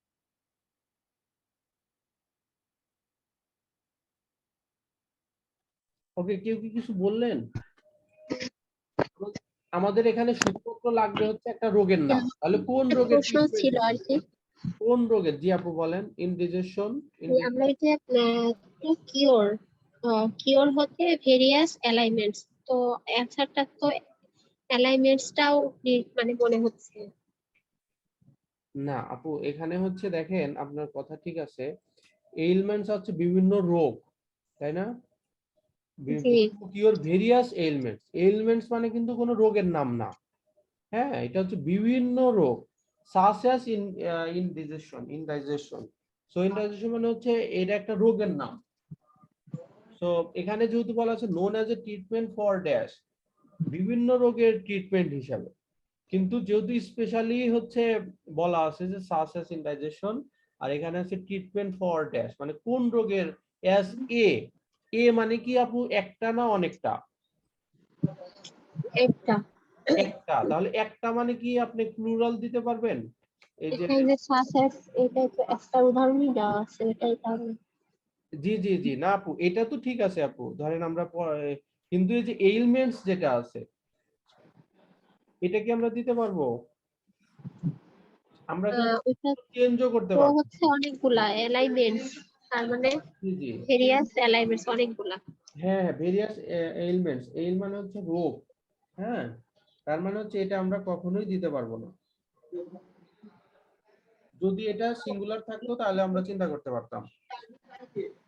আর একটা রোগের নাম বলেছে জন্য এই যে ইনডাইজেশন হবে, মানে বদ হজমের চিকিৎসা হিসাবে এই জিনিসটাকে বিবেচনা করা হতো।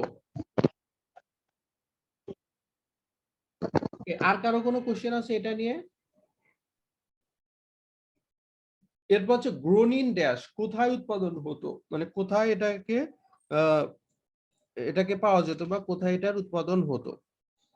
দেখেন আমরা হচ্ছে এই কোশ্চেনের আনসারটা যেখানে পেয়েছি ইনডাইজেশন মানে এটার পরই আমরা নিশ্চয়ই পাবো যে এটার হচ্ছে কোথায় উৎপাদন হতো। আমাদেরকে শুধুমাত্র বের করতে হবে যে এটার উৎপাদনটা কোথায় হতো।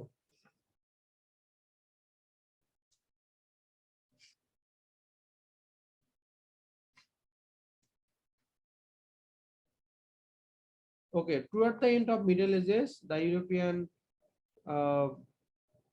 classes began to স্ক্যান করে যাবেন, চোখ দিয়ে শুধু স্ক্যান করে যাবেন যে আচ্ছা কোথায় উৎপাদন হতো, কোথায়। This lead to A growth in demand for cinnamon and other spices as the cinnamon was transported. Transported নিয়ে তো আমাদের দরকার নেই, আমাদের শুধুমাত্র এটা গ্রোন, উৎপাদন হতো কোথায়। হু ক্লোজলি গার্ডেড দ্য সিক্রেট, গার্ডেডও আমাদের দরকার নাই। দেখেন এগুলা লাইন আমাদের কিছু দরকার নাই, কিন্তু আমাদের পড়ে আসতে হবে, কারণ আপনি ডিরেক্টলি তো আর এই গ্রোনের কাছে যাবেন না, তাই না? আপনি হচ্ছে গেলে ভালো, চোখ যদি সরাসরি যায় এটা লাগ, কিন্তু এটা নরমালি হয় না, আপনি সিরিয়ালি আসবেন। যেটা বাস্তব সেটা হচ্ছে এইভাবে আপনি আসতে থাকবেন, এসে দেখবেন যে গ্রোন কথাটা কোথায় বলা আছে। They took it from India where it is grown on camels by an overland route to the Mediterranean. তাহলে they took it from India where it is grown, এই লাইনটার মধ্যে আনসার লুকায়িত আছে। এটা হচ্ছে একটা 4-5 ব্যান্ড লেভেলের কোশ্চেন, এটা খুবই সহজ একটা question. So grown in dash, they took it from India where it was grown, যেখানে এটার উৎপাদন হতো। তাহলে জায়গার নাম কোথায় উৎপাদন হতো? ইন্ডিয়াতে। ইন্ডিয়া। ওকে, এরপর হচ্ছে question number 7, merchants used dash, merchants কোন জিনিসটা ব্যবহার করতো? To bring it to the Mediterranean. এখন আমাদের যেহেতু এই কোশ্চেনের আনসারটা এখানে পেলাম, সো এখান থেকে আমাদের কোশ্চেনের আনসারটা সিরিয়ালি পাবো। এরপরে আমরা দেখি যে কোশ্চেনের আনসারটা কোথায় আছে। মেডিটারেনিয়ান ওরটা কোথায় আছে আর মার্চেন্টস ওরটা কোথায় আছে? ওকে, এরপরে আমরা এটা শেষ। এরপর on camels via an overland route to the Mediterranean. Mediterranean ওরটা আমরা এখান থেকে পেলাম, আমাদেরকে বের করতে হবে merchants use dash to bring it to the Mediterranean.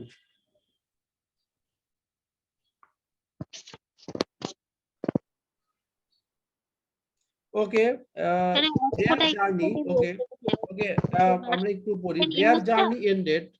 ওকে, ধরেন আমরা শিওর না, এখনো আমরা শিওর হই নাই যে মেডিটারেনিয়ান ওয়ার্ডটা পেয়েছি আর হচ্ছে আমরা হচ্ছে এখানে on camels via an overland route ওয়ার্ডটা পেয়েছি। এই পথে, এই পথে এটা ব্যবহার করে টু দা মেডিটেরিয়ান, ভূমধ্য সাগরে। Their journey ended when they reached Alexandria. তাহলে এটা একটা প্রপার নাউন, সো এটার উচ্চারণ যাহাই করেন না কেন তাহাই সঠিক। Their journey ended, their journey ended মানে কি? এই যে টু ব্রিং ইট, এটাকে নিয়ে আসা হতো, তাই না? একটা লাইনের মানে দুটো লাইন মিলে সংক্ষেপে এই লাইনটা করেছে। তাহলে merchants use dash to bring ইট, তার মানে কারা নিয়ে আসতো? মার্চেন্টসটা নিয়ে আসতো, যারা ব্যবসায়ীরা ছিল, বণিকরা ছিল, যারা ব্যবসায়ী, তারা এটাকে নিয়ে আসতো। এটার আমরা সিনোনিম কিভাবে পেলাম? Their journey ended. মানে জার্নি এন্ডেড মানে তো হচ্ছে এক জায়গা থেকে আর এক জায়গায় আসতো, তাই না? আমাদেরকে শুধুমাত্র বের করতে হবে যে মার্চেন্টসটা কি ব্যবহার করতো।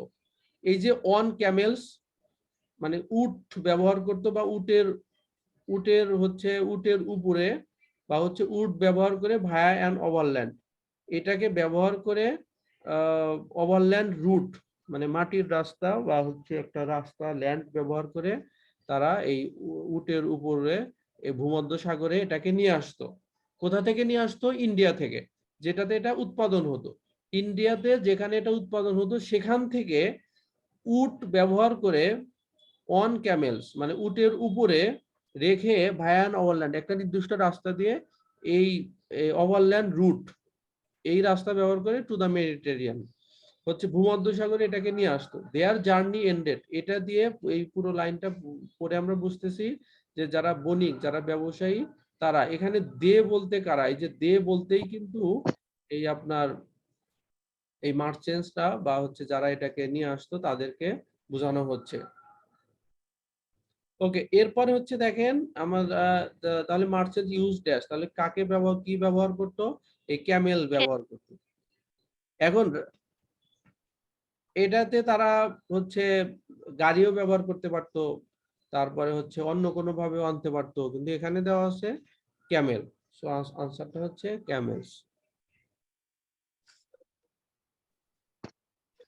সবাই কি বুঝতে পারছেন এটা? কারো কি বুঝতে কোনো সমস্যা? কোশ্চেন করতে পারেন, তাহলে ধরেন আবার ব্যাখ্যা করতে পারি, কোনো সমস্যা নাই।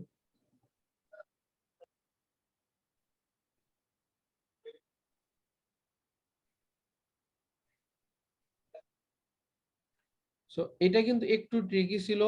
এই এই যে 6 নাম্বার কোশ্চেনের মতো এত সহজ না। Grown in India, they took it India where it was grown, এটা 4 ব্যান্ড লেভেলের কোশ্চেন, এটা হয়তো ধরেন 6 ব্যান্ড বা 7 ব্যান্ড লেভেলের একটা কোশ্চেন। সো কোশ্চেন এইভাবে ভিন্নতা হবে। Arrived in the Mediterranean at dash, ভূমধ্য সাগরের কোথায় এটাকে নিয়ে আসা হতো? ভূমধ্য সাগরের কোথায় এটাকে নিয়ে আসা হতো? তাহলে ভূমধ্য সাগরের কোথায়? দেয়ার জার্নি এন্ডেড, তাদের জার্নিটা শেষ হতো when they reached Alexandra. So তার মানে তারা কোথায় এসে পৌঁছাইতো? মেডিটারেনিয়ানের কোথায় এসে পৌঁছাইতো? আলেকজান্দ্রা এসে পৌঁছাইতো।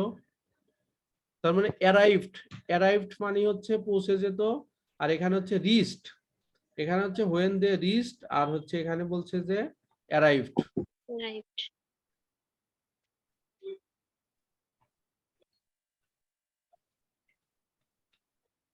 when they reached আর when they arrived, Mediterranean at dash, তাহলে হচ্ছে ভূমধ্যসাগরের কোথায়? এই আলেকজান্ডার নামক এই জায়গায়।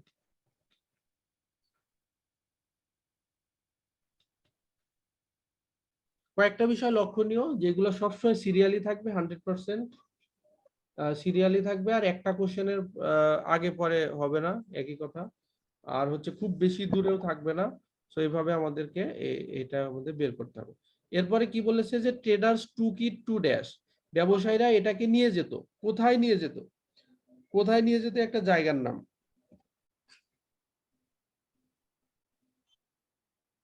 ব্যবসায়ীরা এটাকে কোথায় নিয়ে যেত? European traders sailed there, European traders, ইউরোপের ব্যবসায়ীরা কি করতো? Sail there to purchase their supply of cinnamon. ইউরোপের ব্যবসায়ীরা এই যে আপনার সেইলড দেয়ার মানে হচ্ছে এই জাহাজ নিয়ে কোথায় যেত? আপনার sail there to purchase their supply of cinnamon, then brought it back to Venice, brought it back to Venice. তারপর তারা চিনামন নিয়ে ফেরত আসতো। কোথায় ফেরত আসতো? এই ভেনিস নামক একটা জায়গায়। এরপরে কি বলেছে? দ্য স্পাইস দেন ট্রাভেলড, এই মশলাগুলো তারপর দেন ট্রাভেল, স্পাইসটা যেত। এখানে হচ্ছে এটাকে একটা হচ্ছে ধরেন শব্দ হিসাবে ব্যবহার করা হয়েছে, যে আর্টিফিশিয়াল হিউম্যান বিং, হ্যাঁ, কৃত্রিম ব্যক্তি সত্তা। স্পাইস তো নিজে নিজে ভ্রমণ করতে পারে না, কিন্তু এখানে ওইভাবে রূপক অর্থে ধরা হয়েছে যে দি স্পাইস ট্রাভেলড, এই মশলাগুলো যেত। কোথায় যেত? From that great trading city to markets, বিভিন্ন মার্কেটে যেত। অল অ্যারাউন্ড ইউরোপ, ইউরোপের বিভিন্ন জায়গায়। তাহলে আমাদেরকে কি আনসারটা কি? ইউরোপের বিভিন্ন sold it to destinations around Europe.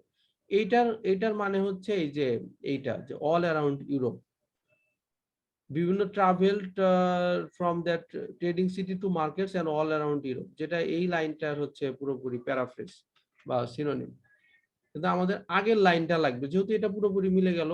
So আমাদের আগের লাইনে কি আছে? আগের লাইনে আছে traders took it to dash, ব্যবসায়ীরা এটাকে কোথায় নিয়ে যেত। যেহেতু এই লাইনটার আমরা মিল পেলাম, সো এটা হচ্ছে পরের লাইন। আগের লাইনে কি আছে? European traders sail there to purchase their supply of cinnamon and brought it back to Venice, এটাকে কোথায় নিয়ে যাওয়া হতো? ভেনিসে নিয়ে যাওয়া হতো।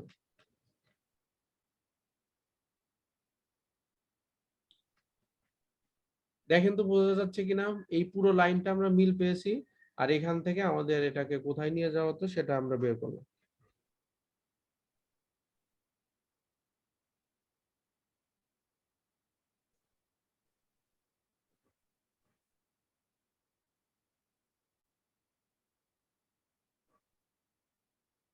ওকে, আমাদেরকে এক্সাম ফোকাসড হতে হবে। পরীক্ষার হলে এত চিন্তা করার কোনো সময় নাই। এখন আমি যত পেঁচাল পারতেছি, পরীক্ষার হলে এত পেঁচাল পারার কোনো সময় নাই। পরীক্ষার হলে শুধু চিন্তা করবেন যে traders took it to dash, ট্রেডার্সটা এটাকে কোথায় নিয়ে যেত, কাজ শেষ। কোথায় নিয়ে যেত অর্থ বের করবেন। আর আশেপাশের জিনিসগুলো অবশ্যই চোখ কান নাক খোলা রেখে এটাকে আমাদের আনসার করতে হবে, যে ওকে আমরা এইটুক এন্ড এর পরে মিল পেয়েছি, এন্ড এর পরে মিল পেয়েছি, এটা নিয়ে আমাদের চিন্তা করার দরকার নেই, শুধুমাত্র এটা। আর যত বেশি প্র্যাকটিস করবেন টাইম তত কম কম লাগবে। আস্তে আস্তে আস্তে আস্তে এত করতে হবে না, স্কিমিং এন্ড স্ক্যানিং করার দক্ষতাটা বাড়বে। ওকে, এরপরে হচ্ছে দেখেন এখানে 7 নাম্বার যেটা, যে মার্চেন্টস ইউজ ড্যাশ, মার্চেন্টসরা এটাকে কি কি ব্যবহার করে এই মেডিটেরিয়ানে নিয়ে যেত। আপনি যখন সেম কোশ্চেনটা দেখবেন না, এইভাবে প্র্যাকটিস করতে থাকবেন, আপনার কাছে তখন একঘেয়েমি মনে হবে, ও আচ্ছা এদের সব টিপস গুলো তো সেম। এখানে যেমন আমি এগুলো অসংখ্যবার দেখেছি, যে এখানে যেমন ধরেন অ্যাডেট আছে, সো এটার একটা সিনোনিম থাকবে, শো এর একটা সিনোনিম থাকবে। এরপরে হচ্ছে ধরেন এই যে এখানে যে নো নটটা আছে, নো নটটা যে আমি কত জায়গায় দেখেছি, ক্যামব্রিজের মধ্যেই, ক্যামব্রিজের বাইরের যে অফিসিয়াল গাইড বা অন্যান্য বইয়ের কথা বাদই দিলাম, ওগুলো দরকার নাই, আপনি শুধু ক্যামব্রিজটাই দেখেন। নোয়ের যে কতগুলো আমি কত জায়গায় দেখেছি এটাকে কিভাবে ব্যবহার করা হয়। এরপর হচ্ছে গ্রোন ইন, কোশ্চেন গুলো দেখলেই বোঝা যায় যে কোন টাইপসের আনসার গুলো হবে এবং এটা প্যাসেজে কিরকম সিনোনিম থাকবে। তো এইভাবে আপনাকে হচ্ছে কোশ্চেন গুলো দেখে দেখে এমন ভাবে প্র্যাকটিস করতে হবে যাতে আপনার কাছে ইউজ টু হয়ে যায়। কোশ্চেন দেখলেই বুঝতে পারবেন যে প্যাসেজে কিভাবে এটার প্যারাফ্রেজ থাকে, সিনোনিম থাকে। আর আমরা ওভারঅল স্কিলের কথা তো এটা তো প্র্যাকটিস করতে করতে পরে আসবে।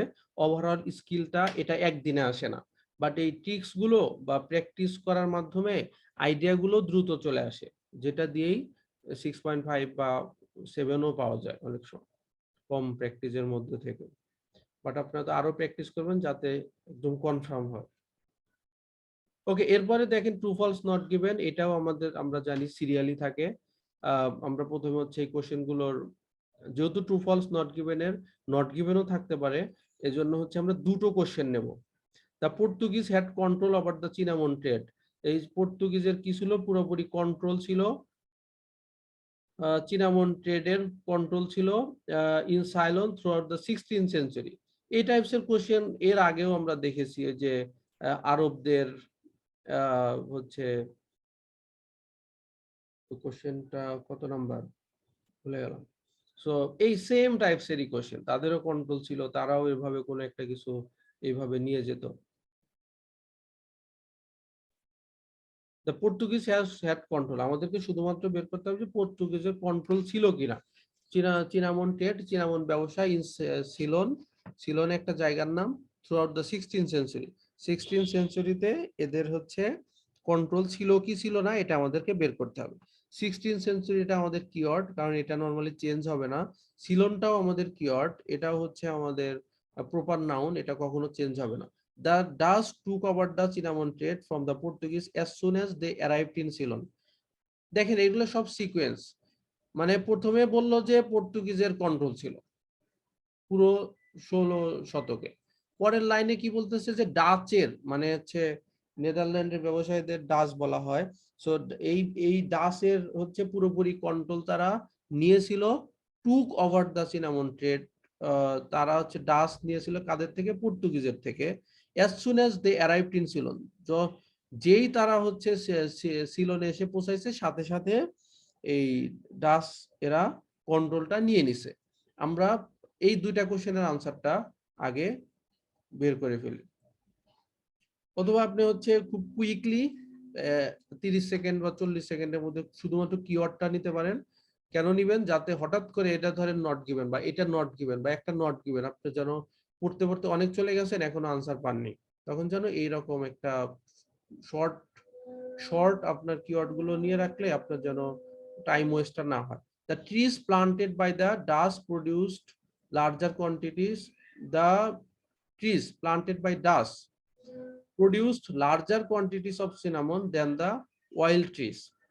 এখানে একটু ছোট্ট করে গ্রামারের খেলা আছে। The trees planted by Dutch, Dutch produced না, এখানে হচ্ছে the trees planted by Dutch, গাছগুলো যেগুলো হচ্ছে ডাচদের দ্বারা প্লান্ট করা হয়েছিল, রোপণ করা হয়েছিল, produced larger quantities of cinnamon. তাহলে কে প্রডিউস করতো? এই যে ট্রিজ, কোন ধরনের ট্রিজ? যেটা হচ্ছে ডাচরা প্লান্ট করেছিল। Larger qualities of cinnamon than the oil trees, ডাচরা যে সমস্ত চারা গাছ রোপণ করেছিল তাদের গাছগুলো বেশি সিনামন প্রডিউস করত, কাদের থেকে? অয়েল ট্রিজের থেকে। এটা আমাদের বের করতে হবে যে অয়েল ট্রিজের চেয়ে ডাচের যে ডাচ যারা এটাকে প্ল্যান করতো তাদের থেকে বেশি সিনামন উৎপাদিত হতো কি হতো না। ওকে, এরপর question number 13, the spice trade maintained its economic importance during the 19th century. Spice trade, এই যে মশলা ব্যবসায়ী, মেইনটেইনড ইটস ইকোনমিক, মশলা ব্যবসা, বিজনেস, ট্রেড মানে বিজনেস, জাস্ট সেকেন্ড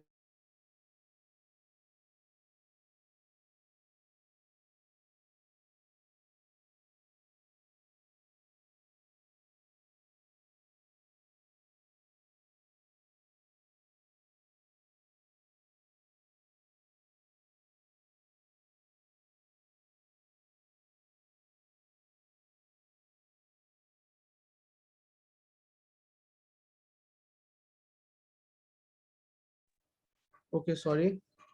তাহলে দেখি আমরা যে স্পাইস ব্যবসায়ীটা মেইনটেইন দ্য ইকোনমিক ইম্পর্টেন্স, অর্থনৈতিক যে গুরুত্ব সেটাকে হচ্ছে তারা বহন করতো, কে বহন মানে মেইনটেইন করতো? স্পাইস ট্রেডটা 19 শতাব্দীতে এটা মেইনটেইন করতো কি করতো না। কাজ শেষ, খুব কুইকলি আমরা এগুলো নিয়ে নেব 1 থেকে 1.5 মিনিটের মধ্যে, বা আরো যত শর্টে আপনি নেওয়া যায়। এখানে ছোট্ট করে মিনিংটা নিলাম, ছোট্ট একটা মেসেজ নেব, খুব বড় করে সব পড়ার দরকার নেই যে 16 শতাব্দীতে পর্তুগিজের কন্ট্রোল ছিল কি ছিল না। ছোট্ট করে কোশ্চেন নেবেন, এই কোশ্চেনের আনসারটা, এই মেসেজটা প্যাসেজে আছে কি আছে না। এটা হচ্ছে আমার যারা দক্ষিণাংশের যারা ফ্রেন্ডরা ছিল, বিশেষ করে কুমিল্লার ফ্রেন্ড, এরা এভাবে বলতো আছে কি আছে না, মানে আছে নাকি নাই, এটাকে ব্যবহার করতে। ওকে, জাস্ট ফান করলাম, মাইন্ড করবেন না। ওকে, 10 নম্বর কোশ্চেনে তাদের হচ্ছে এটা আমরা খুঁজে দেখি যে 16 শতাব্দীটা কই আছে, আর হচ্ছে পর্তুগিজের কন্ট্রোল ছিল নাকি ছিল না। পর্তুগিজ কই আছে আমরা জানি, এটা হচ্ছে সিরিয়ালি থাকবে।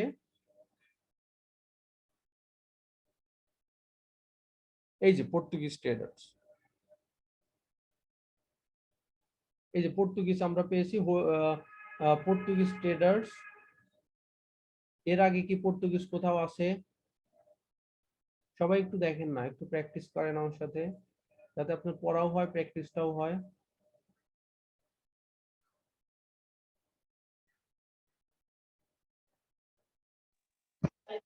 এতে Portuguese trade arrived seeking the high profit. Okay, Portuguese traders আমরা কিওয়ার্ডটা পেয়েছি, তাই না? যেহেতু আমরা কিওয়ার্ডটা পেয়েছি, এখন হচ্ছে একটু পুরোপুরি করে দেখি।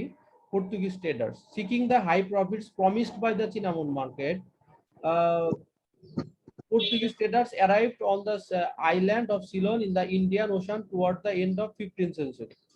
Towards the end of 15th century, মানে 15 শতাব্দী শেষ হওয়ার শেষের দিকে তারা আসছিল। Before Europeans arrived on the islands, ইউরোপিয়ানরা আসার আগে the state had organised the cultivation of cinnamon, মানে ইউরোপিয়ানরা আসার আগে কারা এটা হচ্ছে অর্গানাইজ করেছিল? এই যে পর্তুগিজরাই। people belonging to the ethnic group called the Salagama would peel the bark of young shoots of the cinnamon plant in the rainy season. When the wet bark was more pliable during the peeling process, peel মানে হচ্ছে খোসা ছাড়ানো, they curled the bark into the stick shape integrated with the spice student. তাহলে আমাদেরকে কি কি বের করতে হবে? আমাদের তো এত ঘটনা জানার দরকার নাই ভাই, আমাদের শুধুমাত্র বের করতে হবে তাদের কন্ট্রোল ছিল কি ছিল না, আর কোন শতাব্দীতে? 16 শতাব্দীতে তাদের কন্ট্রোল ছিল কি ছিল না, কন্ট্রোল ছিল কি। খুব কুইকলি বলে দেখি, when the Portuguese arrived, আমি জানি আনসার কই আছে, কিন্তু আপনারা একটু দেখেন যে এই কিভাবে আমাদের আনসারগুলো বের করতে। 17 সেঞ্চুরি আগে বের করবো না, এটা 15 শতকের কথা হচ্ছে। না, 15 শতকের শেষে মানেই তো 16 শতকের শুরু, এরকম কি? ইয়েস, আপনার হচ্ছে 15 শতকের শেষে মানে তো হচ্ছে ওখানে তো আমাদেরকে বলেই দিল যে 15 যে at the end of toward the end of the 15th century, তারা হচ্ছে এটা তো হচ্ছে শুরুই করেছিল কখন? Portuguese stated arrived on the island of Ceylon toward the end of the 15th century.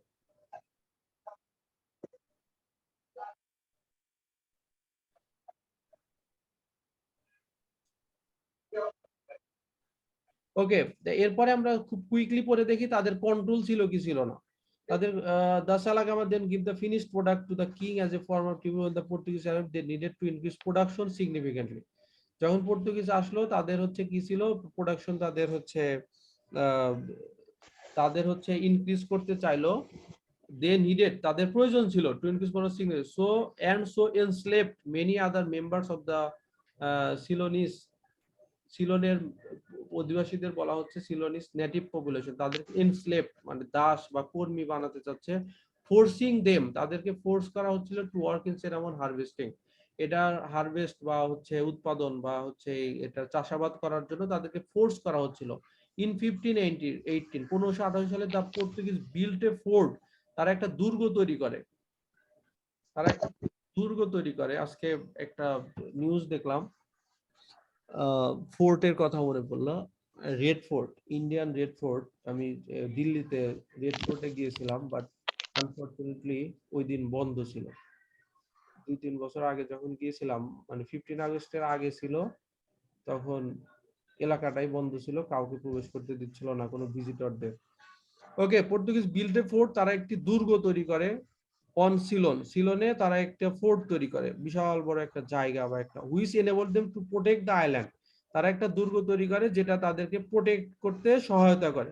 So helping them, যেটা তাদেরকে সাহায্য করে to develop a monopoly. Monopoly মানে কি? একক ব্যবসা না? In the cinnamon trade and generate very high profits, এবং খুব ভালো একটা ব্যবসা তৈরি করে তাদের জন্য। আচ্ছা, helping them to develop a monopoly, monopoly যখন বলে তখন কি আর কারো কোনো থাকে, অধিকার, কোনো কোনো বিষয়াদি থাকে? না। তার মানেই হচ্ছে তাদের পুরোপুরি কন্ট্রোল ছিল। So helping them to develop a monopoly in the cinnamon trade and generate very high profits, মানে তাদের নিজস্ব একক ব্যবসা ছিল, তাদের একক ব্যবসা ছিল এই,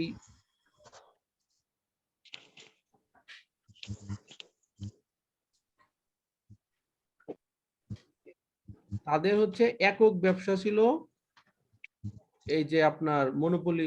মনোপলি মানেই হচ্ছে একক ব্যবসা, যেখানে আর কারো কোনো অধিকার নাই। So but if built a fort on Ceylon and so helping them to develop a monopoly in the cinnamon trade, cinnamon trade তাদের monopoly ব্যবসা ছিল, and generate very high profits.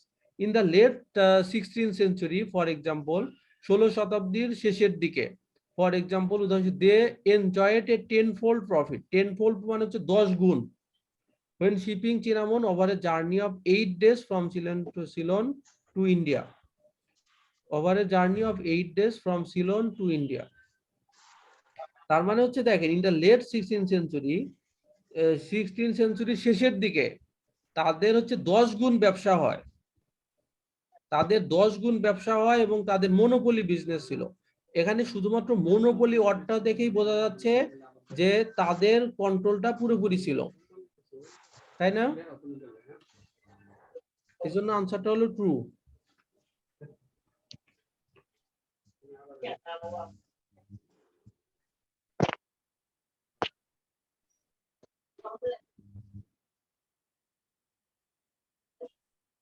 কারো কোনো কনফিউশন আছে?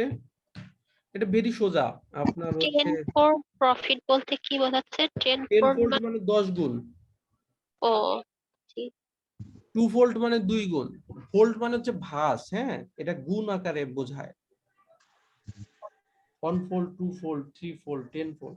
ওকে, এরপরে হচ্ছে question number 11, 10. Okay, question number 11, the Dutch took over the cinnamon trade from the Portuguese as soon as they arrived in Ceylon. তার মানে ডাচরা সিলনে আসার সাথে সাথে তাদের অধিকারে সব নিয়ে নেয়।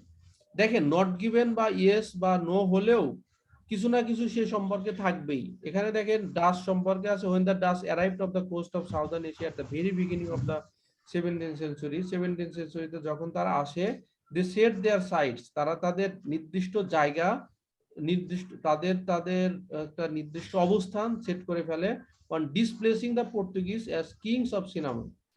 ডিসপ্লেস মানে হচ্ছে সরিয়ে দেওয়া, পর্তুগিজের কিংদের as kings of cinnamon, তাদের হচ্ছে সরিয়ে দেওয়ার জন্য একটা নির্দিষ্ট জায়গা তৈরি করে ফেলে। দ্য ডাচ অ্যালাইড, অ্যালাই মানে হচ্ছে একসাথে হওয়া, themselves with ক্যান্ডি, ক্যান্ডির সাথে তারা সমন্বয় করে, জোট করে, an inland kingdom of Ceylon, সিলনের একটা রাজ্যের নাম। in return for payments of elephants and cinnamon, হাতি এবং চিনামনের পরিবর্তে বা বিনিময়ে they protected the native king from the Portuguese, হাতি এবং চিনামনের পরিবর্তে তারা হচ্ছে স্থানীয় যে রাজা ছিল তাদেরকে হচ্ছে সেভ করতো, প্রোটেক্ট করতো পর্তুগিজদের থেকে। বাই 1649, 1649 সালে, the Dutch broke the 150-year Portuguese monopoly when they overran and occupied their factories. 1649 সালে the Dutch broke the 150 year Portuguese monopoly when they overran and occupied their factories. 150 সাল পরে 1649 সালে তারা 150 বছরের পর্তুগিজের মানে হচ্ছে মনোপলি বিজনেসটা তারা ভেঙে দেয় বা নষ্ট করে ফেলে। এখানে মনোপলি বলতে তো ওই যে ওদের একক যে ব্যবসা ছিল সে জি জি, তাদের যে নিজস্ব একক যে ব্যবসাটা ছিল সেটা। তার মানে হচ্ছে আপনি দেখেন তারা আসলো কবে? 17 সেঞ্চুরি প্রথমে। তারা আসছে হচ্ছে 17 সেঞ্চুরিতে।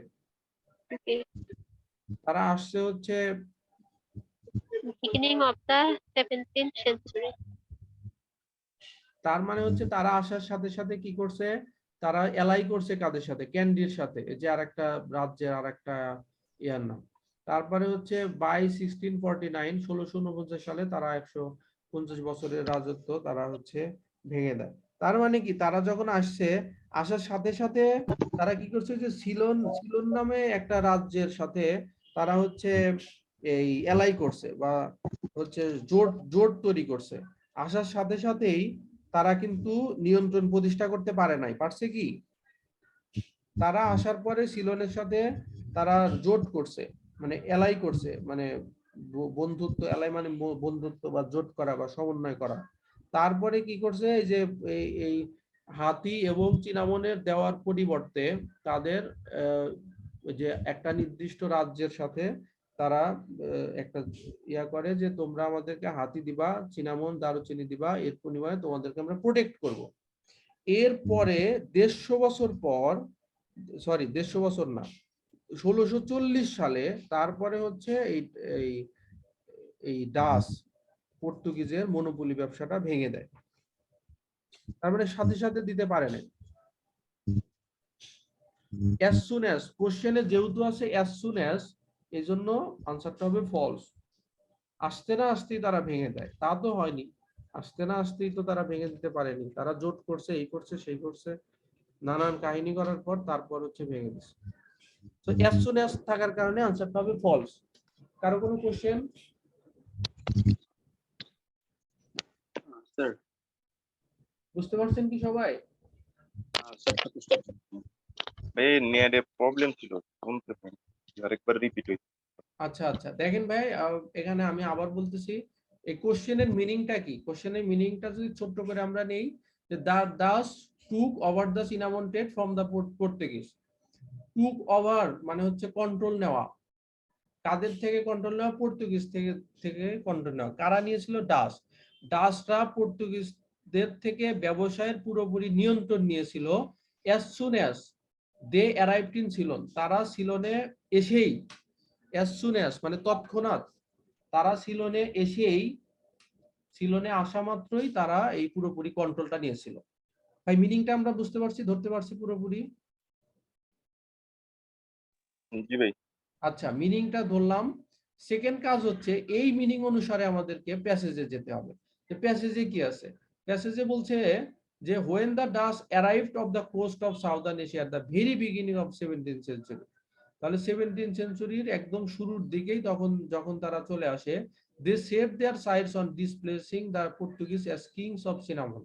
তারা তাদের একটা নির্দিষ্ট জায়গা বা অবস্থান করে নেয় চিনামনের এই রাজত্বকে ডিসপ্লেস করার জন্য, নষ্ট করার জন্য, কিন্তু বলে নাই যে তারা নিয়ে নিছে। এখানে একটু একটু ধরেন ভুল করতে যেন সহজ হয়, এই টাইপসের কোশ্চেনের জন্য করছে। আসার সাথে সাথে তারা কিন্তু কন্ট্রোল নেয়নি, বলেছে যে আসার সাথে সাথে তারা একটা জায়গা বা একটা প্লেস সিলেক্ট করছে যেখানে তারা থেকে তাদের এই পর্তুগিজের ব্যবসাটা, তারা হচ্ছে রাজত্বটা ছিনায় নিবে। তারপরে বলছে the Dutch allied themselves with Kandy. আসার সাথে সাথে তারা যে এই এখানে একটা জায়গায় তাদের স্থাপন করলো নিজস্ব অবস্থান। এরপরে ক্যান্ডি এর সাথে তারা অ্যালাই করলো, জোট করলো, and inland kingdom of Ceylon, সিলনের একটা রাজ্যের সাথে, in return for payments of elephants and cinnamon, হাতি এবং চিনামনের পরিবর্তে তারা ওই পর্তুগিজদের থেকে তাদেরকে বাঁচাবে। কাকে বাঁচাবে? এই যে কিংডম বা হচ্ছে নতুন রাজ্যের সাথে তারা জোট করলো। ঠিক আছে ভাই? জি ভাই। ওকে, এরপরে বলছে যে ইন 1649 সালে ডাচ ব্রোক দা 150 ইয়ার পর্তুগিজ মনোপলি। পর্তুগিজের যে 150 বছরের একক একক ব্যবসা ছিল, একক বিজনেস ছিল, তারা হচ্ছে এটাকে ভেঙে দেয়। কারা ভেঙে দেয়? এই ডাচ। তার মানে সাথে সাথে কিন্তু ভাঙতে পারে না তাদের মনোপলি ব্যবসাটা, সাথে সাথে কি ভাঙতে পারছে ভাই? হ্যাঁ। দেখেন আপনি, তারা আসছে একটা জায়গায়, তাদের অবস্থান তৈরি করছে, তারপর এই রাজ্যের সাথে তারা আপনার একটা এলাই করছে, জোট করছে। এরপর 1649 সালে বলছে যে আপনার 150 বছরের রাজত্ব তারা ভেঙে দেয়। আর তারা আসছে কবে? Very beginning of the 17th century. 1649 কি very beginning, the middle of the century? এই মিডল। হ্যাঁ, তাহলে 1649 হচ্ছে মিডল অফ দা সেঞ্চুরি, আর বিগিনিং হচ্ছে বিগিনিং এ তারা আসছে, এই জন্যই ফল।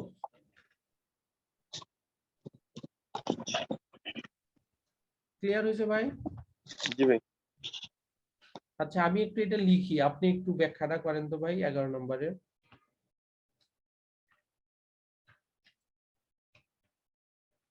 আপনি একটু কাইন্ডলি বলেন কোশ্চেনে কি আছে, প্যাসেজে কি আছে, আর আনসারটা কেন ফলস। ভাই আমি এটা বলতে পারবো না, এভাবে বুঝছি আপনি যেটা বুঝাইছেন, ব্যাখ্যাটা আমি নিজে বলতে আচ্ছা, আমি আবার বলি, তারপরে আপনি বলেন। ট্রাই করি। তো ভাই ওই নেটটা আপ ডাউন করতেছে, আমি এর আগে জানি আপনি পড়াইছেন এখান 5 মিনিট কোনো ক্লাসে দিতে হয়। না না, কোনো সমস্যা নাই, আগের যা ছিল সব বাদ, এখন নতুন করে এটা শুনবেন, নতুন করে আমাকে বলবেন, ঠিক আছে? স্টার্ট। কোশ্চেনে আছে, the Dutch took over the cinnamon trade from the Portuguese as soon as they arrived in Ceylon. কোশ্চেনের অর্থটা হলো যে এই ডাচরা পর্তুগিজদের থেকে চিনামন ব্যবসায়ের কন্ট্রোল নিয়েছিল as soon as, যখনই তারা সিলনে এসে পৌঁছায়।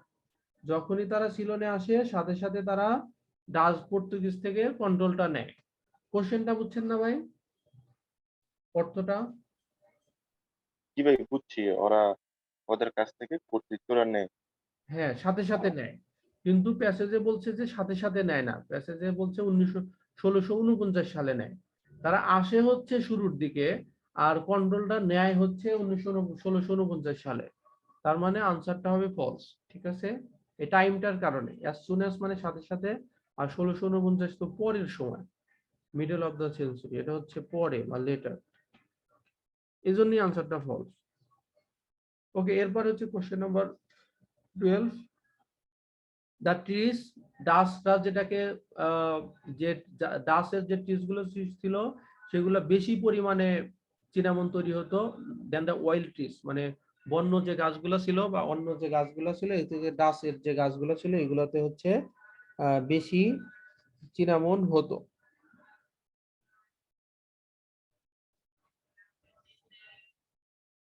আচ্ছা, এখন আমরা পড়ে দেখি, এখানে 1649 পেলাম, শুধুমাত্র পড়ে দেখি যে চিনামন বেশি হয় না কম হয়, এই কথাটা কোথায় বলা আছে।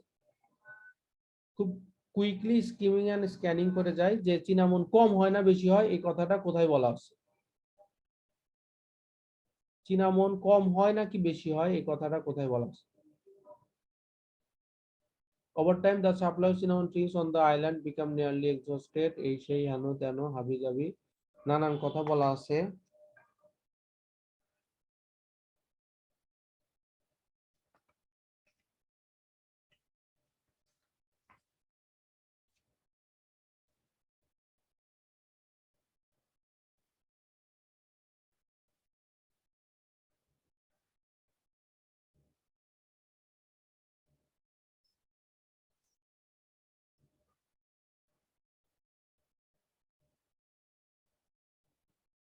ওকে, এই যে দেখেন এখানে হচ্ছে চিনামন ট্রিস এর কথা বলা আছে, চিনামন ট্রিস। ওভার টাইম, সময়ে সময়, the supply of cinnamon trees on the island, cinnamon trees এর যে সাপ্লাই আইল্যান্ডে বিকাম নিয়ারলি এক্সস্টেড, প্রায় শেষ হয়ে যায় সময়ের সাথে সাথে, due to systematic stripping of the bark. Eventually the Dutch began cultivating their own cinnamon trees to supplement the diminishing number of oil trees available for use. Eventually ঘটনা চক্রে the ডাস্টটা নিজেরাই কাল্টিভেট করা শুরু করে, চাষাবাদ শুরু করে সিনামন ট্রিজের to supplement the diminishing number.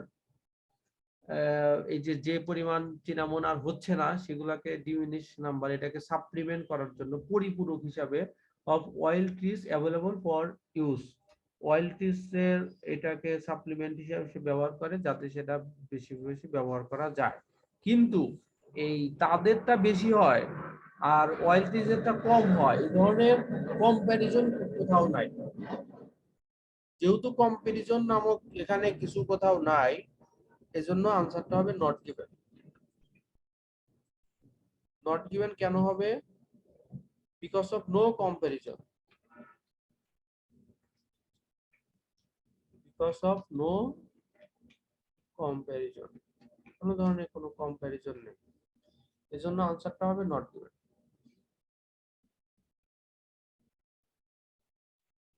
সবাই বুঝতে পারছেন? কারো কোনো কোশ্চেন আছে থাকলে বলেন। Okay, question number 13. The spice trade maintained its economic importance during the 19th century. এই মশলার ব্যবসায়টাই এই ইকোনমিক ইম্পর্টেন্সটাকে মেইনটেইন করতে। দেখি কথাটা সত্যি কি সত্যি না।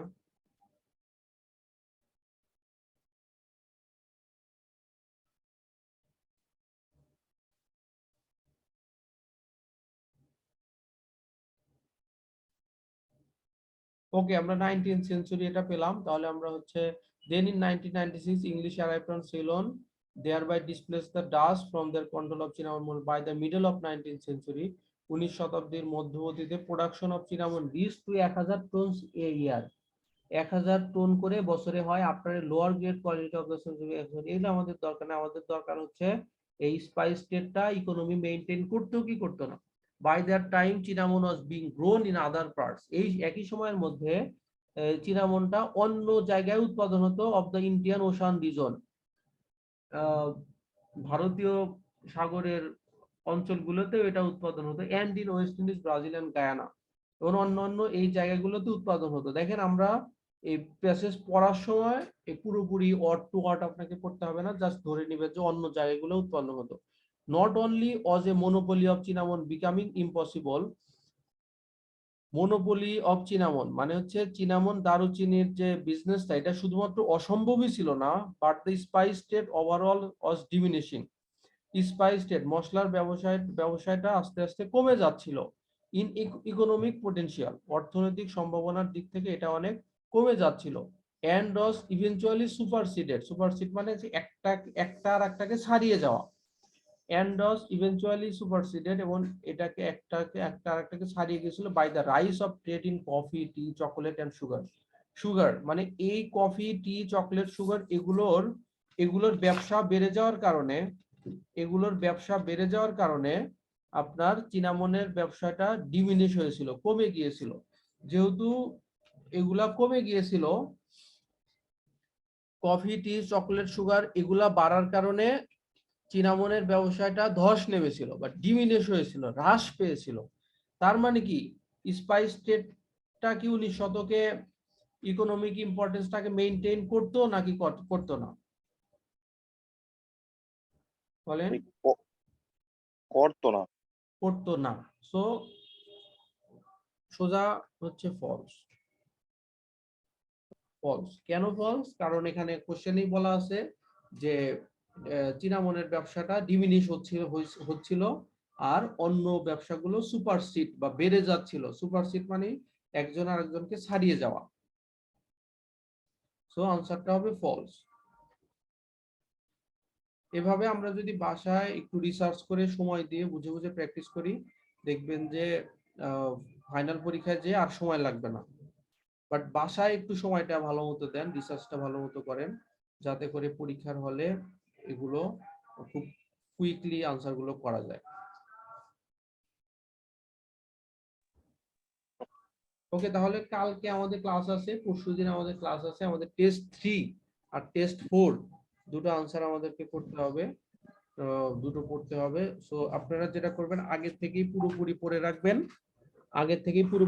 রাখবেন, যাতে করে ক্লাসে কোশ্চেন করতে পারেন যে কোথায় কোনটা প্রবলেম বা কোনটা তাহলে আপনাদের মানে আর একটু ভালো বুঝতে পারবেন। ওকে, এই আমাদের এই ক্লাস যে রিডিং প্র্যাকটিস ব্যাচের বা হচ্ছে এই ক্লাসগুলো নিয়ে আরো কারো কোনো সাজেশন বা মতামত থাকলে বলতে পারেন।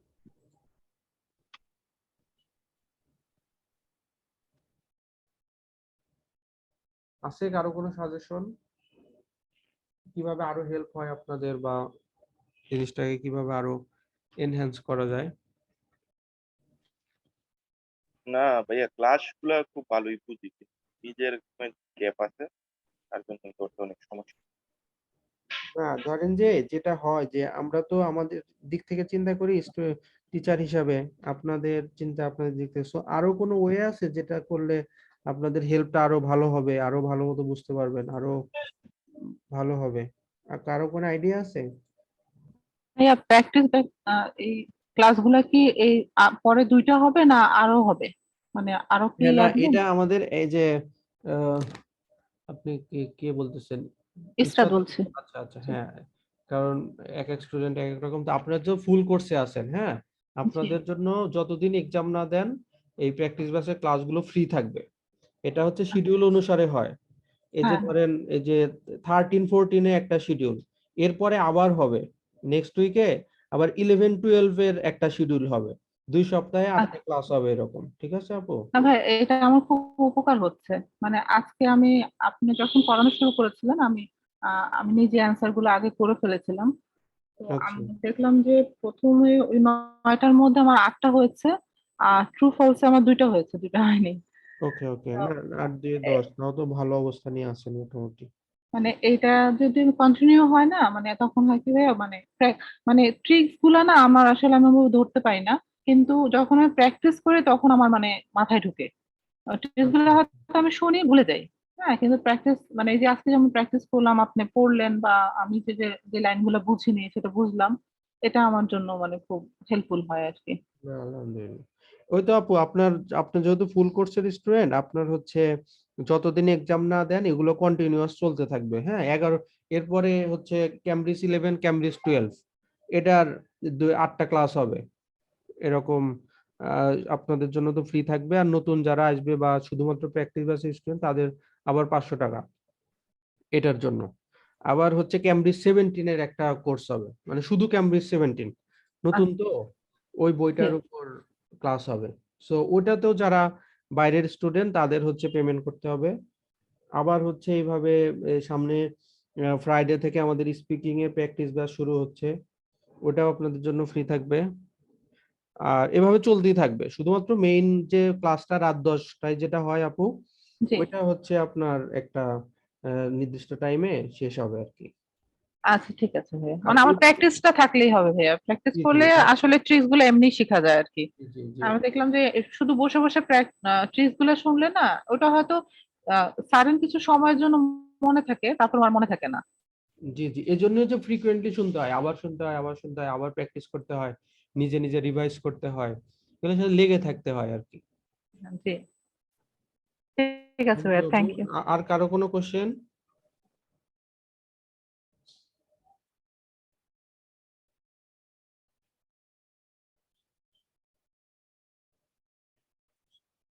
ওকে, thank you so much. And for আজকের মতো এখানে সমাপ্তি। কালকে আবার 10 ঘটিকায় ক্লাস হবে ইনশাআল্লাহ। আসসালামু আলাইকুম।